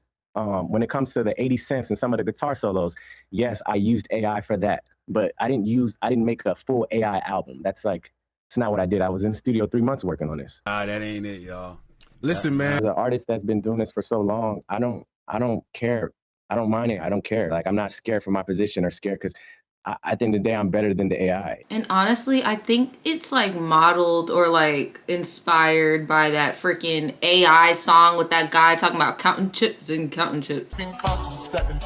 I saw you sinking chips. It's like, I think it's that, girl. I don't know. It's just so freaking played, bro. I just hate the whole AI thing right now, bro. Call me a hater. It is what it is. Then Doja Cat enters the chat and clowns Tyga some more for making that freaking AI slop that nobody freaking asked for. Nobody asked me anything about Tyga, but I just felt like saying this. Tyga is a penis for making an AI album. Then, like the desperate little man, little bean he is, he used that opportunity, Doja Cat talking about him, and he went to TMZ to talk some cash about Doja Cat, I guess, and about his AI album. I love Doja, but she made a demonic album. But I still love her. Nah, we ain't doing that. Hopefully not. We ain't doing that. I guess all I can say is prepare to see more stuff like this. I just think it's embarrassing that we are using beef with female rappers, the girly pops. Tyga, you are beefing with the girly pops right now. Crazy word. Speaking of Tyga, let's talk about his ex, the controversial ex, Kylie Jenner. Yeah, we didn't forget about that, Tyga. You're weird. Well, really, we're talking about Jordyn Woods, but this whole LA scene as a whole, really. So big congrats to Jordyn Woods. She recently got married. Jordyn Woods saying I do to Karl Anthony Towns in front of a star-packed wedding. Guests wearing all black watched as the 28-year-old walked down the aisle in Malibu, where she and the NBA star said their vows under a canopy of white flowers and greenery overlooking the ocean. Jordyn's longtime pal Kylie Jenner on hand for her big day with boyfriend Timothée Chalamet as her +1. The pair was spotted chatting with Justin and Hailey Bieber ahead of the ceremony. Other A-list guests spotted Michael B. Jordan, Tiana Taylor, Ben Stiller and Christine Taylor, Jada Pinkett Smith and her kids Jaden and Willow, Gayle King and Keegan-Michael Key, along with a slew of Karl's Knicks teammates. The pair's nuptials come 6 years after they began dating during the pandemic and just 8 months after he popped the question on Christmas. Whatever you want to do in life, you can do. Whatever you want to achieve, go after it. Her ceremony looked beautiful. You guys know I love a good black tie affair. Her dress was beautiful. Her hair was gorgeous. Everything about it was just really cute. Suspense. Stop. You look like a princess. It looks so good. Stop. It's so unreal. You look good. so beautiful. It's insane. Wait, she's like a princess. It's honestly everything I could have wanted. This is like actually my favorite wedding dress I've like ever seen in my life. And I'm not just saying that because you're my sister.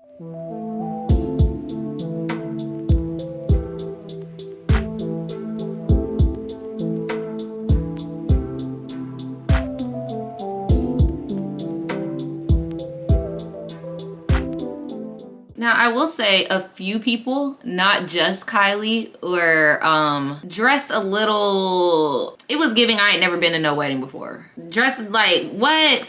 Some people were giving like prom tees. Kylie's dress was giving Euphoria. Like, remember Alexa Demi in Euphoria? It was giving that for sure. Like, it just didn't match. And it's like, girl, I know you've been to a wedding before because your sisters just are like so quick to not want to be a BM to the point where they just be getting married willy-nilly.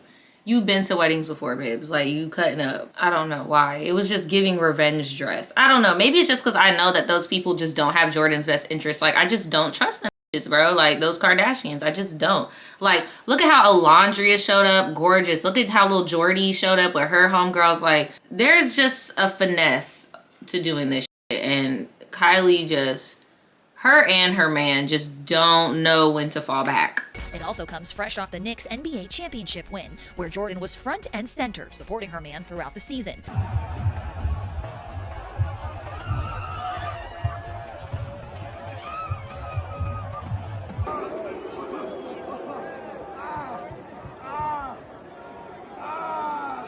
That's just my opinion. Okay, I really briefly want to talk about the Peter Pan girl. I don't know if any of you guys know about the Peter Pan girl or if this is just like a Florida algorithm thing. So remember how at the beginning of this video, I was like, oh yeah, I'm one of those. So no, I am a Summerween girl just because I live in Florida. It's hot in August, but I am not a Disney adult. I like Disney as much as the next millennial, older Gen Z. You get what I mean? Like, but I don't even have a pass. Like, I'm not a Disney pass holder. I don't be at the parks. I don't do none of that. But from living here, I have come across Disney adults and just Disney people in general, because people move to where I live to live close to Disney, and I live hours away, okay? With that being said, Peter Pan girls and people like this are not uncommon. This girl is just impressive because she has so much footage with so many different Peters. Okay, so let me just rewind for a bit and tell you about who this specific Peter Pan girl is. We'll see you next week, right?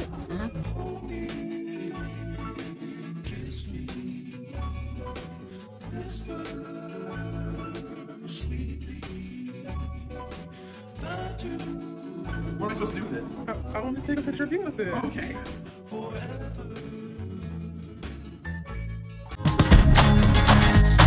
Whoa, it's just like you. It looks like you. Oh yeah.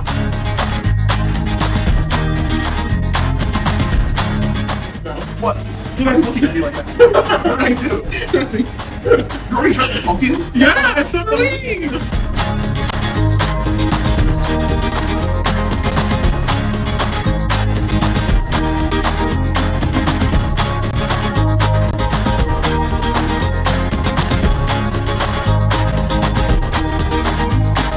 So as you can see, she has tons and tons of visits with different generations of Peter. She's been doing this for a decade, okay? So she obviously either has a pass or has a family member that works there and she's doubling up, or maybe she's freaking loaded. I don't know, but her fixation is Peter. And like I said in the beginning, it's not abnormal to see these Disney adults with these character fixations. Usually it's like, what was it? What was the other one? Peter Pan is one. I want to say Captain Hook is one. No, Gaston, that's one. That like a lot of the people that would play Gaston at the park would talk about how they would get touched on. And yeah, here are some other people coming out sharing their clips of them also crushing on the Peters at the park. He said, lock them up. Oh, man.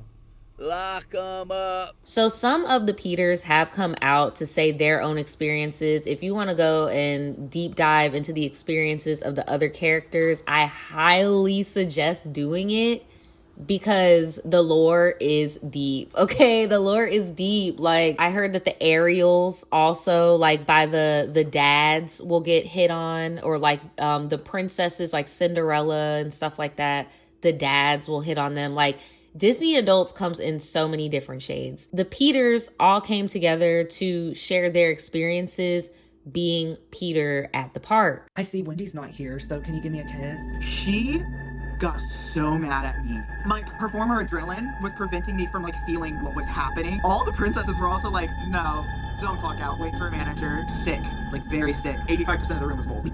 Crying, screaming, throwing up. I felt like I didn't have energy. You do have to lose some weight. I ate nothing but chicken broth.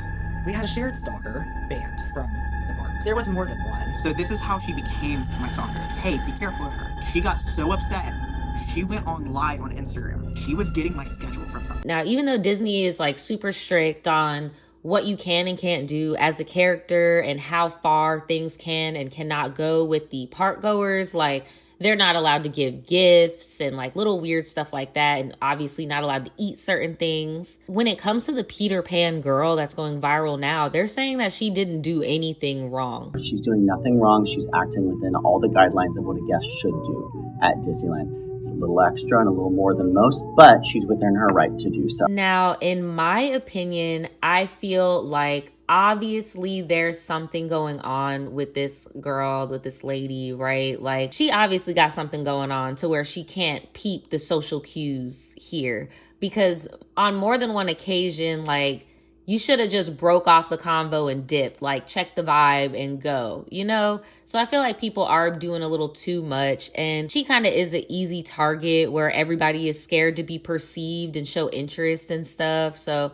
I kind of feel bad for her, but I also feel bad for the people that work at these parks, because dealing with people like this that are persistent, like you talking about, oh, I'll see you next week. Damn, girl, what happened to the magic? Girl, you're here all the time. You're like my supervisor. I don't know. What do you guys think? Do you think social media doing too much and they're trying to shame people for having hyper interest?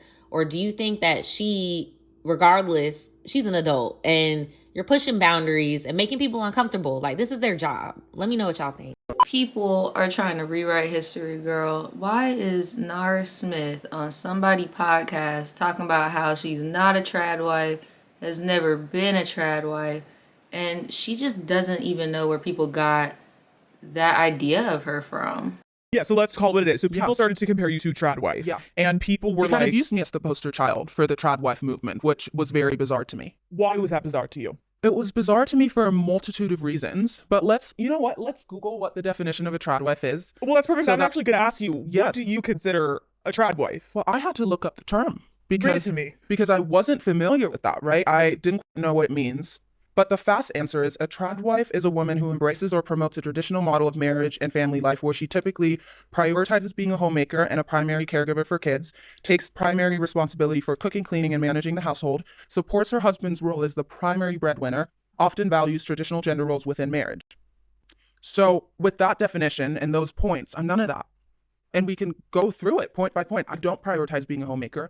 I'm a working mom. Like, I am out in LA. I travel a lot.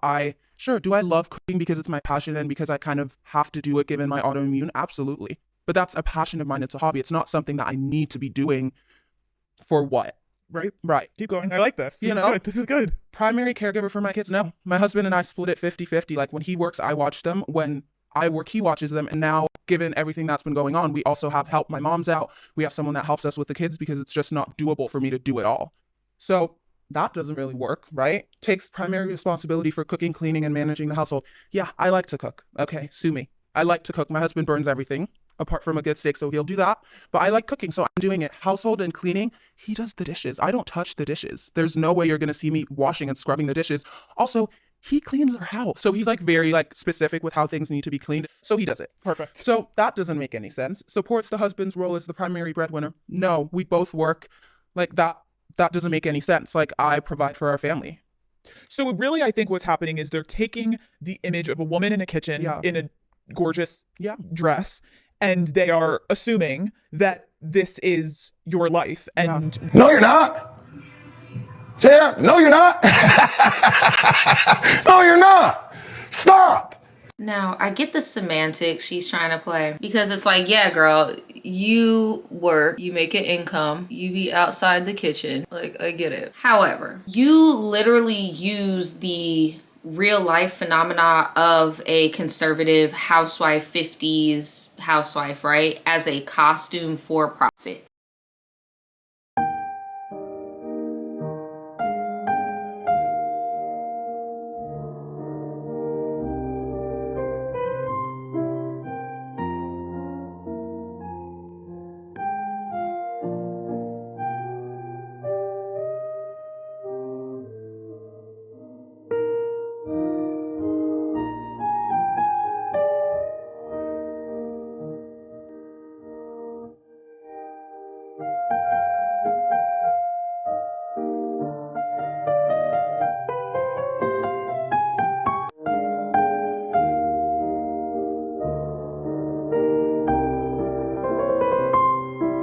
use that to push your content and make money. You make tradwife content. Here, I have a list of the different similarities. Obviously, faith is faith, but the Mormon religion, a lot of Mormons are into the tradwife lifestyle. You target your content towards Mormons. You do the keep sweet voice. That's like a fundy principle. So a lot of fundamentalists also like tradwife content. You promote the crunchy lifestyle, which is like organic eating. And a lot of the organic eating, I only want to grow my own stuff, turns into alt-right propaganda because it's like anti-government.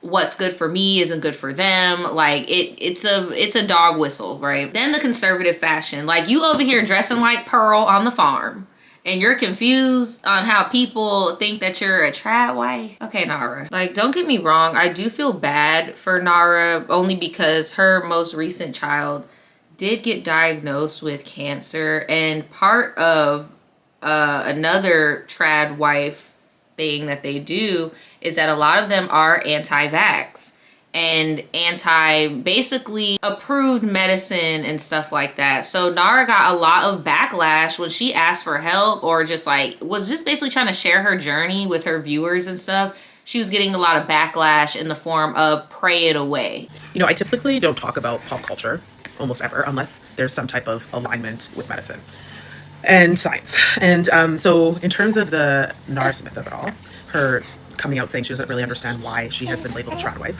when it's very clear that her content was honing in on the traditional lifestyle, making everything from scratch, from fruit roll-ups to cereal, and, you know, aligning herself with people who are also tradwives, like Ballerina Farm. They're very close, according to the way that they are on social media. And with the whole fact that that type of lifestyle, getting married very young, having many children despite not being able to financially support them, all of that is all in line with traditional life. It's obviously very aligned with one side of the political aisle. And what comes with that now is being anti-vax, being against science, not believing in modern medicine, and feeling like you can use any herb in your kitchen to cure whatever you want. And all that's very in line with this current administration. For whatever reason, she's deciding to distance herself from that. Everybody has a thought as to why. However, I haven't seen many people talk about her most recent encounter with the medical system and modern medicine. So she's been very candid in letting people know that her little girl was diagnosed with cancer, and thank God she's in remission right now. But during that time, her and her family obviously had to rely on modern medicine to have her daughter actually get into remission. They had to listen to the physicians, and she's been vocal about how thankful she was about the medical staff. And I do believe that personal encounter with science and modern medicine has maybe shifted her thought process as to whether or not she really wants to align herself with an administration that is clearly anti-science. It's very evident with what's going on with Dr. Fauci right now. It's very evident in terms of their insane dismantling of the vaccine mandates. It's very evident with the way that they're putting money where the government is funding money, taking money away from cancer research, child cancer research. It has a very clear message, is that we don't care about this. This isn't important to us. Doesn't matter if it's a child or adult. We don't think that funding science is important. And I believe, or I think personally, that her having this personal encounter with the health system and the medical system to literally save her child made her think, you know, maybe I don't want to associate myself with this. Not that she's ever come out and said what her political standing is, but I think any intelligent person can infer where she stood or potentially still stands. And now she's wanting to distance herself from this. So it's very difficult to support a regime that rejects medicine, doctors, healthcare in general, and also is subtly pushing. I kind of lost my train of thought, but I'm just saying that it's very hard to align yourself with that anti-science message when you yourself had to rely heavily on science. So I get that there is a resentment there and you don't want to be associated with this group of people, but unfortunately, this is the reality. This is who is intaking your content. The people taking in your content are the same people that don't vaccinate their kids. They don't want to work. They don't even want to make content like you do. They don't want to work. They don't want to think. They want their brain switched off and their husband to tell them what to do, what to say, how to think, all of that. This video can lead to this video. Men and women are not the same, and that is a blessing. He provides and protects. I multiply. He is the head of the family. I am the heart. He provides the shelter. I give it a heartbeat. He provides the ingredients. I make the meal. He provides the house. I make it into a home. Can lead to this video. The college has become an incredibly destructive enterprise for young women. That's right. Just for young men too, but for young women especially. And so how do they cope with that? They have to start acting like men. Yep. And that's what they do.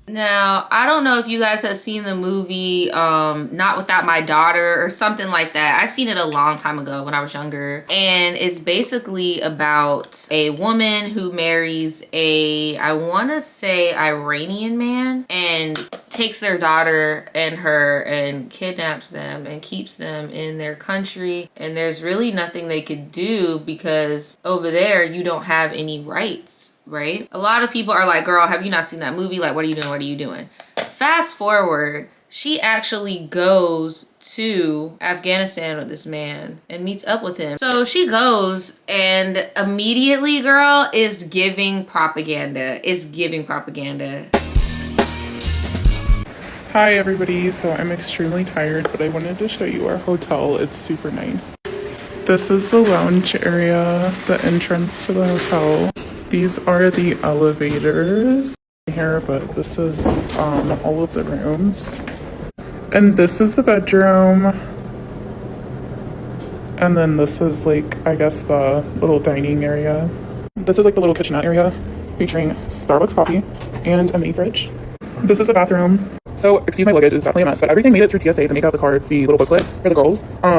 TSA went through my luggage in the US and actually took 3 men cologne perfume oils that I had, like the little bottles that I showed you. The only reason I know it was them is because they put like a slip in my luggage saying they went through and checked.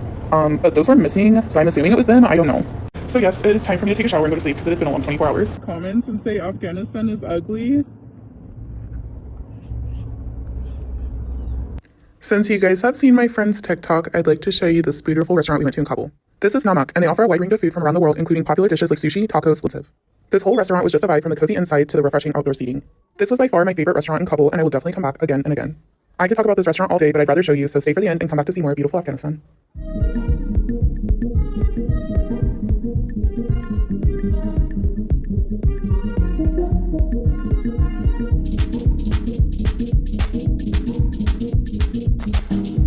Don't let this be you. I was just doing...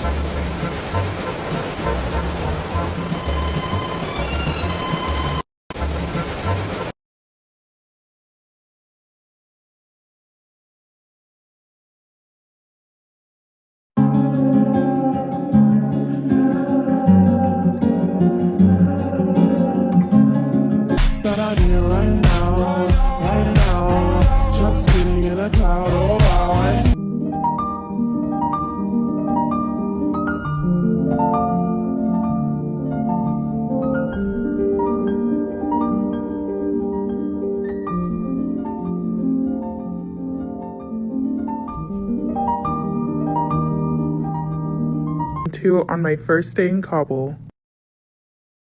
So first off,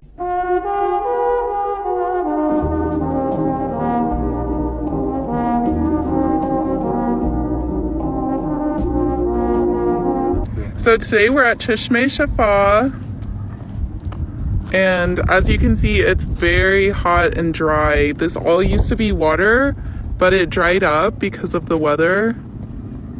But we still have a little bit of water over here.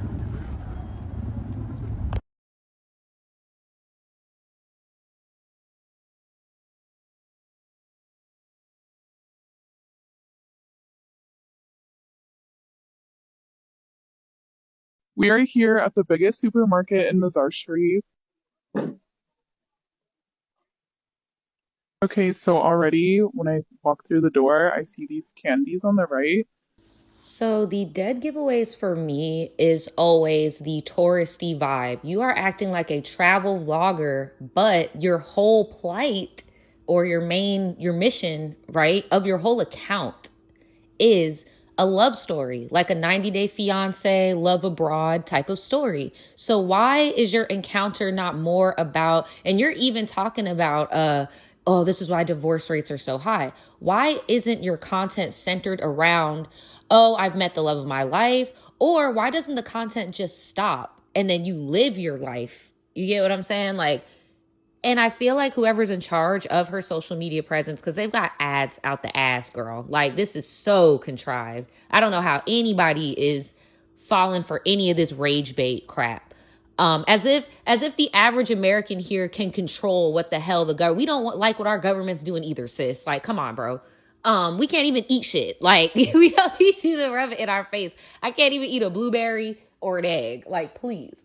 But I digress. So you could tell that whoever's running this page is social media savvy, because it seems like they were getting called out about this. And sometimes at the beginning of the slides, they'll put a picture of her and the quote unquote husband, right? But always a Western company or product in each video to let you know, like, hey, we still have a little bit of the treats that you have over there, over here. Why do you want Americans to go over there so bad? Like, why is that the intent of this whole thing, is to say, America bad, us good, please come here. Look, we have touch screens and Pepsis and Starbucks. Meanwhile, all of these rooms look staged. Even the, oh, look, my in-laws made it romantic. That shit looks staged. Now, what I don't like is all the ugly going on in her comments. It does show the state of our country right now. There's a lot of people being misogynistic, including women, with the whole, oh, I hope you enjoy your view, and like putting a burqa on her. Like, that's very freaking ignorant, right? I will say, though, her lack of burqa in these photos in certain areas where she should be covered, or like, I just don't see a woman having this much freedom over there. And she's talking about, oh, that movie came out 30 years ago. Baby, the rules have not changed in 30 years. That's what we're trying to tell you, is that it has not changed. If anything, it's gotten even more restricted. You're only able to do a quarter of what you're doing under the guise on social media that you're someone's husband. I wouldn't be surprised if it comes out that she's actually like a high political ranking person's daughter or something that has like a dual citizenship going on. Like, but that's just my opinion, girl. This is crazy. Like, she played. So I personally remember seeing this wave of content creators, influencers, travel influencers specifically, going to Afghanistan. And this was happening, I want to say, like a few months ago. And I just remember looking at these videos being like, girl, why are you over? Like, what is really going on? So can we skip to the good part? On social media, a growing number of influencers taking viewers inside what they're calling a hot new travel destination, Afghanistan. Some, like tour lead Zoe Stevens, suggesting limitations on female travelers in the Taliban-ruled nation are overblown. A country is not a sum of its politics. It's a sum of so much more. It's a sum of its culture, its history, its food, and especially in Afghanistan, its people. But the situation, much different for everyday Afghan women. The UN has referred to the situation in Afghanistan under the Taliban as a situation of gender apartheid. Especially since the frantic U.S. withdrawal from the country 4 years ago. No high school, no university. Basically, the Taliban's trying to systematically erase women from public life. Other traveling influencers, young men. This is what it's like to travel Taliban-controlled Afghanistan. Drawn in by viral videos like this. We have one message for America. Welcome to Afghanistan. Oh my God! Yusuf, an Afghan-American tour operator, made the video. He says guests are eager to learn about Afghanistan beyond the headlines and bring in much-needed business. When you travel as a tourist, for the most part, most of your money is spent in the streets and then goes to the pockets of the chefs, of the taxi drivers, of the shepherds. Welcome to day 3 of backpacking Taliban-controlled Afghanistan. According to the New York Times, the unelected Taliban makes tourism a priority in their new government, saying they especially rely on bloggers and YouTubers to extol the virtues of visiting Afghanistan. This was also our first Taliban interaction, and they invited us for some green tea and wanted to hear about our experience so far. While tourism can help replace income lost by foreign aid, experts say the Taliban will also use the income to help fund its repression. Afghan women like Orzala, who was forced to leave her home country because of oppression, say influencers have a moral obligation to show their thousands of followers the totality of Afghanistan. These random influencers visiting, and they saw everything is completely fine there. Things are not okay in Afghanistan. Half of the population are denied from their basic rights. And we should note the U.S. State Department still has a do not travel advisory for Afghanistan, citing civil unrest, crime, terrorism, risk of wrongful detention, and kidnapping. It was giving how like they would do those North Korea vlogs and those China vlogs where it's like just propaganda to make people want to go there, spend money, and spend their American money specifically, because our propaganda is so anti them, right? Now, it's my opinion. She didn't come out and say that she's an influencer. She's still saying that this is very much real. This is very much her man. It's just giving propaganda to me personally, because for me, it's mainly the hotel, like just how empty it is. But yeah, it's giving scam. Like they are just just trying to get people to want to go over there. Doing that in the time of war is ballsy. Very ballsy. Baby, I'm not going nowhere. Like, so speaking of being patriotic or whatever and propaganda, have y'all seen that Star Spangled Banner old lady?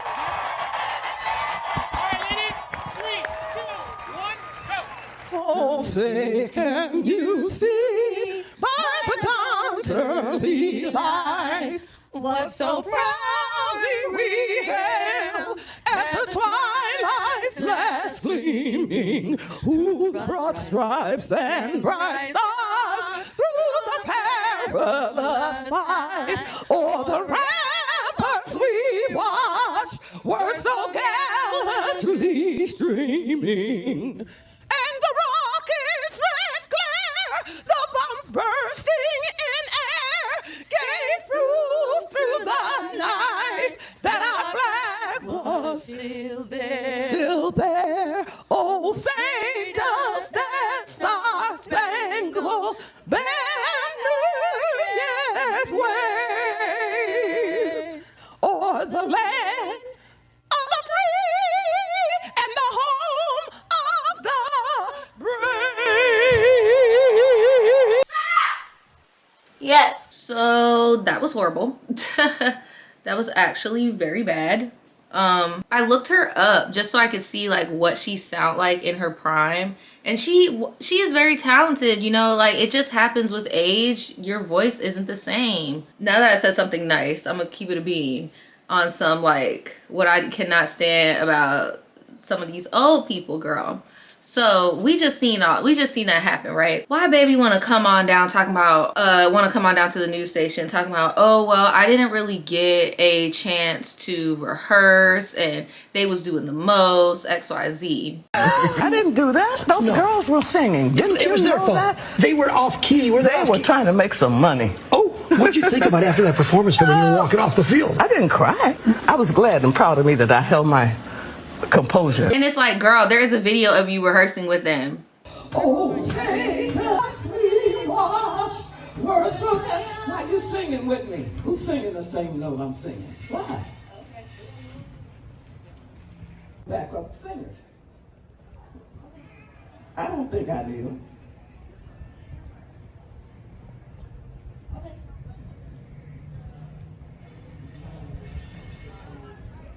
I don't either.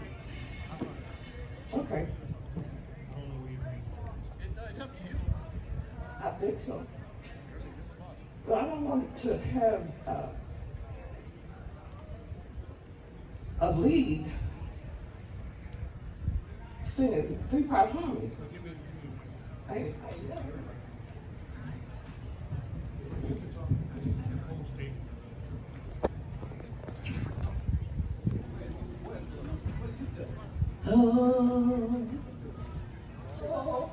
Oh, say,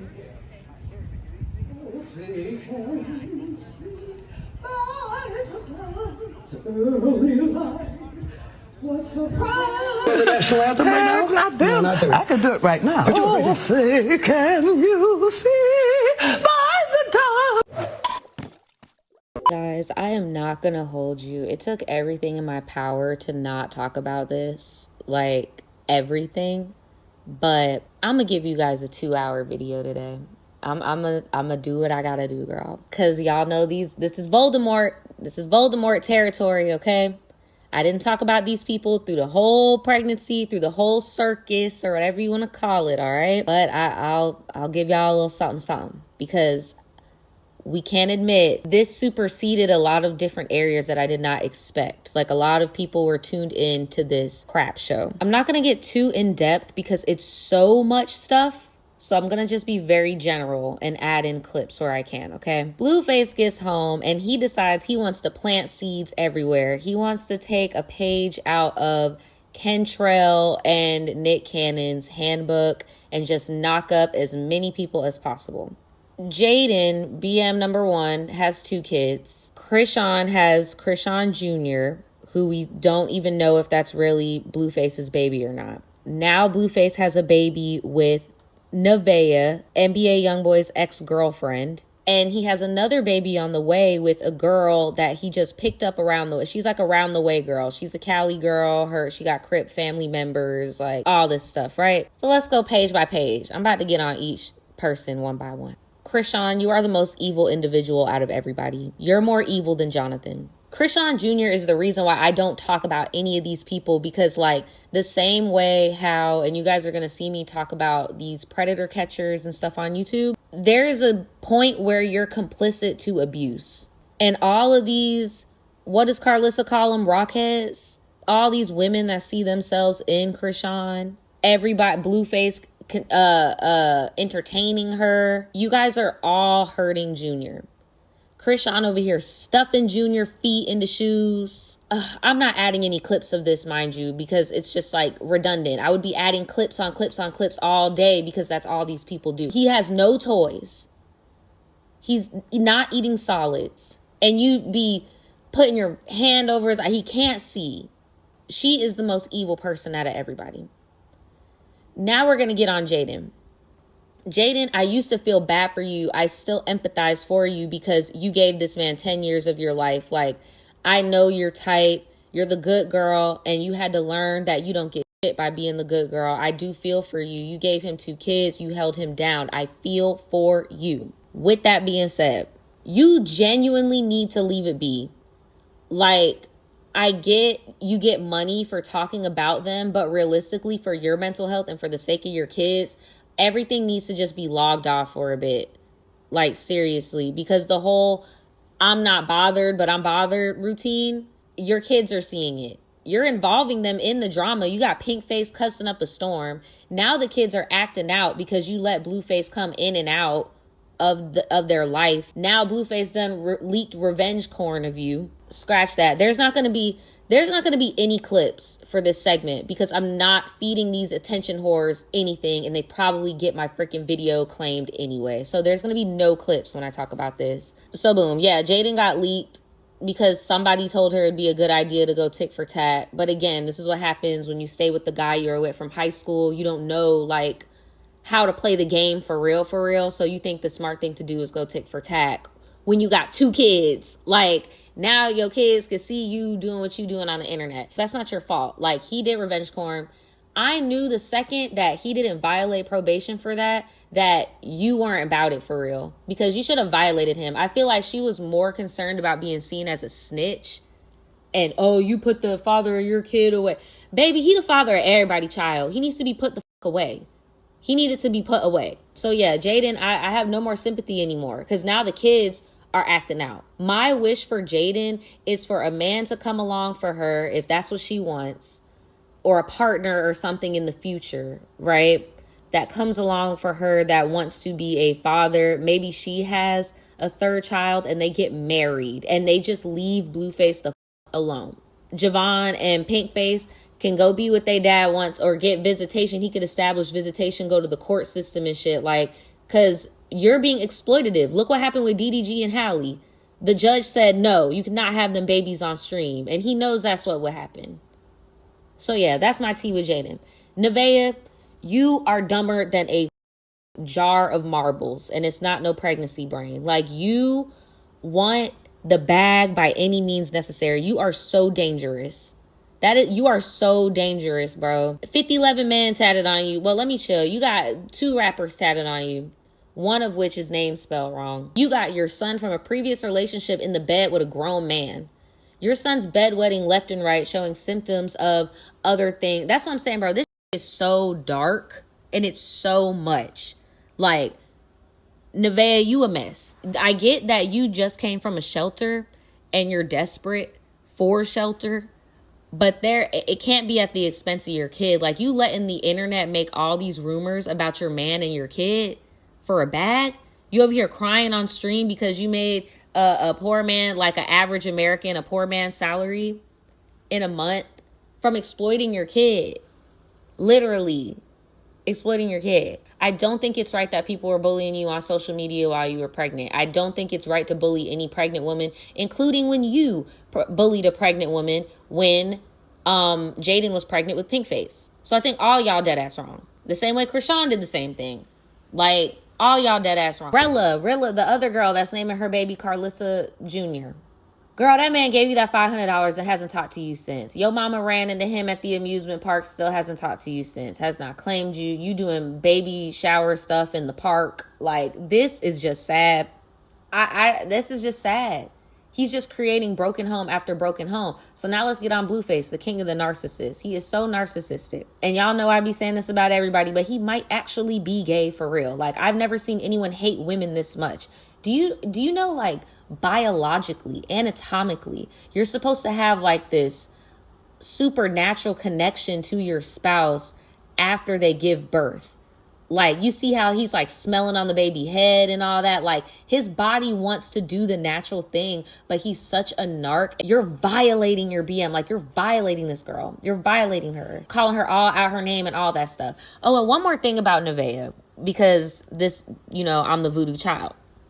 Nevaeh is not practicing voodoo. Stop saying that. I'm tired of seeing that on social media. She is not Haitian. You have to be anointed into that practice. She is from Indiana. She's not doing voodoo, bro. She's doing something else, okay? She's worshiping something else. All I know is she's making tons of soups and spaghettis, and I just wouldn't trust her, bro. I would not play with nobody playing spiritually in my house. Like, so yeah, everybody involved is just freaking evil. Carlissa be putting her nose in everybody's business, but never hold Blue accountable. Like, she finally held him accountable after he denounced his kids and said, oh yeah, I don't care about my 2 kids. I could just make some more kids. Oh yeah, that's the type of evil you brought into this world. Like, that's the reality. So yeah, I would advise all of you guys to leave this alone. Like, I get it's exciting when somebody has a baby, bringing new life into the world, like celebrity babies, royal babies, all that jazz. Like, it is what it is. But think of the kids involved. Like, the kids are hurting. Like, seriously, like, they're pimping these kids out. And my theory is they stopped involving Pinkface in them because they didn't want to establish a Coogan account. But we can talk about that another day. I'm not talking about these people no more. That is 10 minutes of my life I cannot get back, okay? So now I want to talk very briefly, because it is so disgusting, about this EDP documentary. So for those of you who don't know who EDP is, he is like a disgusting individual. He is most known for being on a predator catcher sting where his excuse was he was just trying to meet up with old girl and get a freaking cupcake. Well, I was actually coming out here to pick up a cupcake and then go back home. There was, you know, nothing that was going to be sexual involved because I'm not like that, you know. Well, obviously the text messages and stuff like that, you know what I mean? But yeah, that was all that. 25th. The Sick Mind of EDP 445, a documentary on former popular YouTube star who is from Bakersfield, aired on YouTube earlier this week. It follows Bryant Moreland, known online as EDP 445, following his cancellation after being caught in 2 separate vigilante online sting operations, where he was allegedly trying to meet underage girls. We filmed here in Bakersfield for the documentary and made tons of his videos that made him famous around Bakersfield, and ultimately he was caught here in Bakersfield. Bakersfield is a massive part of EDP's story. Mike Klum is the director and producer of the documentary. Moreland became famous for his online rant videos. Then, in 2021, another YouTuber posed as a 13-year-old girl online and set a meetup with Moreland at the Pine Ridge apartment complex in East Bakersfield. They went through piece by piece, and he figured it was the police, and he figured that if he just said the truth, that he would be able to get away. And so that video, the original video that came out in 2021, he admitted to everything. More. A 2023 study revealed that 1 in 6 men have sexual attraction to teenagers under 18. Klum says that's the audience he made this film for, to prevent that group from acting on their impulses. If you're someone that is watching the film and you're attracted to minors, well, the next day you could either go act on that attraction or you could not act on it. And that, I would argue, is the most important population of who's watching this film. How do you influence those people to say, hey, you know what? I see this EDP guy, let me not go that route. Klum says all the proceeds made off the documentary are being donated to Rant, the largest nonprofit helping victims of sexual violence. I just really feel like everyone involved needs to be locked up, including the guy that made the documentary, because there were points in the documentary where it was giving, you don't mind hanging out with this nasty individual. I feel like Gideon need to be locked up. Alex, racist behind, need to be locked up. At this point, Moist Critical need to be locked up. Any YouTuber that wants to make child predators a joke needs to be locked up. Child predators are scary. They should not be something we as a society normalize and laugh at. The fact that these YouTubers messed up these investigations is why he is even able to still be wreaking havoc. And that's just the most disgusting thing to me with this whole thing. The fact that women still would even want to be with him, like, just weird. I just that thing made me hate him. And then Chris Hansen being involved and low-key promoting his new movie that's coming out. I'm Chris Hansen. Predator has never earned the recognition it deserves. Only something that matters. No more bottom feeding. You see how this works, right? I don't really like your show, but America loves it. Chris Hansen also doesn't like these YouTubers. Like, in Clum's documentary, the original predator catcher, Chris Hansen interviews Moreland. Moreland doubled down. I showed up to that location that day trying to obviously meet up with an underage girl. Moreland has never been charged for allegedly trying to meet an underage girl for sex. Clum called the Kern County DA's office and asked if they would comment on the documentary. They declined. I think a lot of people would have liked to know the perspective of why EDP was not prosecuted. There are a lot of vigilante online people who, you know, will bait these guys, get them out in public and shoot them with a smoke cannon or embarrass them or, or physically abuse them. And the problem with that is, first of all, the motive, which is usually for clicks and profit. And I understand that we get paid to do a show too. But our cases are prosecuted. Most of these cases can't be prosecuted because they're so messy. There's no chain of evidence. They expose the guy. They put him on their YouTube channel. You do it the right way. You work with law enforcement to make sure that you're doing it the correct way. That's what I'm saying. Yeah. What we do is totally different than what these vigilante guys do. the only predator YouTuber sting people that I watch is DAP, which is Dads Against Predators, because their plight makes sense to me. You are fathers. Some of you are also as kids, and like, you want to get these people out the street. Jordyn, you had an actual 15-year-old victimize herself to EDP. The documentary is not for the faint of heart. It deals with themes of child sexual abuse, pedophilia, and... Hello, my name is Kayla, and I am unfortunately EDP's victim. I am 16, I'm turning 17, and EDP first started talking to me when I was 15. He messaged me first, and I told him my age, and he didn't block me. So that is the only reason why me and Skeeter went public with it afterwards, because everybody already knew that we were involved in the situation. So we let them know, hey, this is what happened. But the plan from the beginning was to make sure that this all goes through and that EDP was arrested. Then we were going to post about it. And to prove that to you guys, here's an IG live that I did the day that we caught EDP that somebody screen recorded, where we didn't let anybody know who we caught. All we said was that we caught somebody big. Y'all know what we do. We would tell you guys who we just caught, but legally we can't. But it's big. It's big. The person that we're talking about, he talked to a real underage person, but we can't say who he is. But you guys will find out very, very, very soon. Maybe in a couple years. Possibly a couple years. Like, that's how bad this is. But again, I want it to be known that I don't want any hate to be sent towards Kayla at all. She is a young woman. It's pretty difficult to put into words how disgusted I am, how depressed I am. And seeing all these people on social media caping for Jordyn, because notice, Jordyn's being quiet as a church mouse. It's all his little minions and his Discord bots saying stuff on his behalf. He's quiet as a church mouse because he knows he is dead ass wrong, okay? And put a little point in this on why he's being quiet. Let me get back to this girl. Kayla is now 18 years old, so I'll be calling her Kayla. Regardless of what she said in the documentary on some, oh, I was being manipulative to EDP, and like they were telling me in the Discord to keep it going, so I kept it going. And yeah, you know, as a minor, I mean, I knew I could get him in trouble, so I could be manipulative sometimes too. I'm sorry, but she sounds so childish. As a grown-ass woman, bro, there's no way another grown-ass man can be manipulated by a child. I don't give a damn. Y'all coerced that girl because she wanted to be accepted and liked by your Discord, Jordyn. You and your Discord mod and everybody else groomed her to do your bidding for a bit. Like Chris Hansen said, you thought that shit was funny. It's not funny. And now this actual human being, this girl that you have all your minions online calling her a liar, calling her an attention whore, all this stuff. She actually has images in her brain from that nasty grown man from when she was a teenager. You have derailed the trajectory of her young adulthood because you, Jordyn, as her idol, you f***ed up.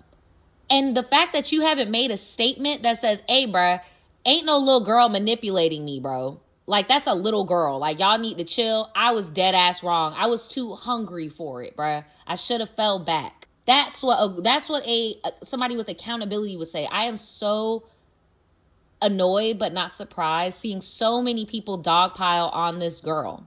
And I'm not going to be surprised if in the next 5 years, when she's 25, 26, her brain is fully developed, if these same commentary bros that be in these discords make a full 180 and now you want to interview her. Now you want to do documentaries on her.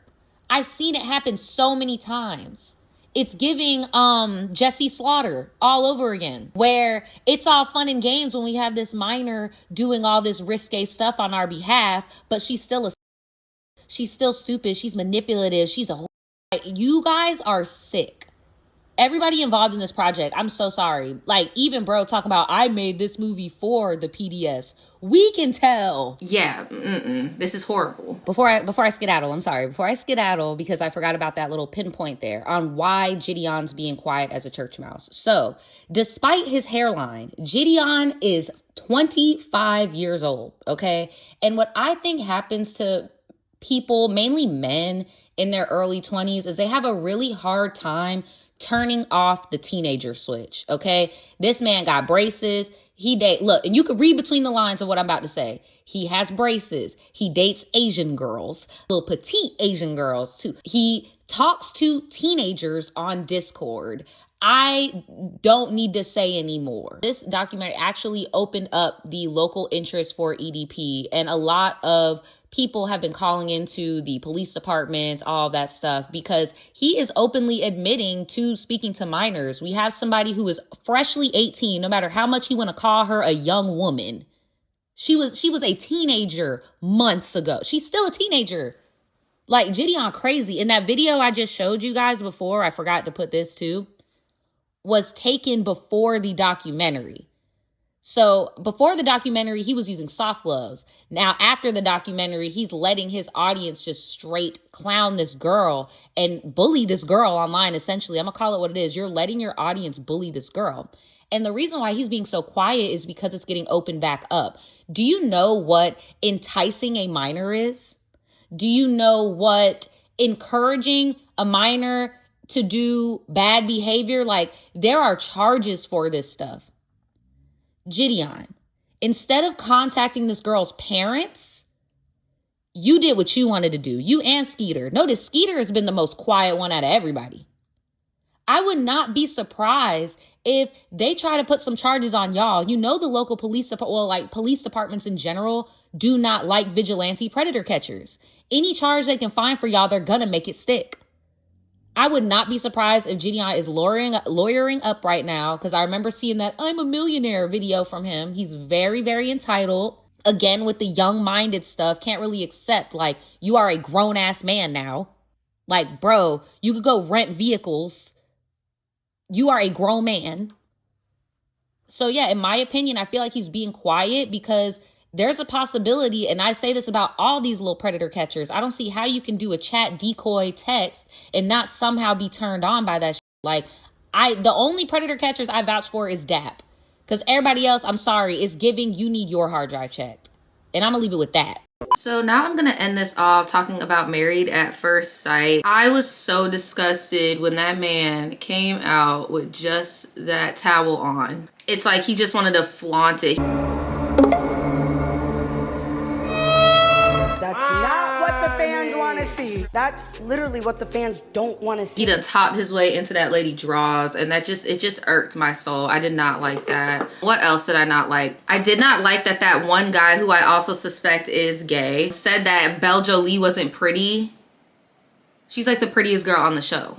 Then they dug up his stuff on social media. It's just, this season is weird. I don't really have much to say about this because I still need to get into it, and I'm still being fed like snippets on social media, but this season is very weird. And honestly, I'm tired of them playing with black women's time. Is Belle your dream girl? No. So what are you doing here then? Is Michelle your dream girl? Yes. Bro, what are you doing? So everything you imagine, hope for, and more. Absolutely. I'm extremely attracted to her, and she's cool, and she has a great family, and she likes. What is your dream girl? What is your dream girl? Physically? So, okay, just tell me, describe your dream girl physically. Physically? No. I'm saying, are you into white girls? Are you into like what girls blondes? Like I need to know. No racial preference. No racial preference. Okay, so then what's your type? Come on, man. Don't. I just want to understand. It's not like a. It like never fails. All right, guys, that is it. You know what? I'm gonna put some blush on since this is supposed to be Summerween to just brighten this up a little bit. And voila, this is the final look. I hope you guys like it. I don't know, I'm just hoping that funky looks like this come back in style, but if not, that's good because more for me, babes. Like, I'm gonna just do what I want to do.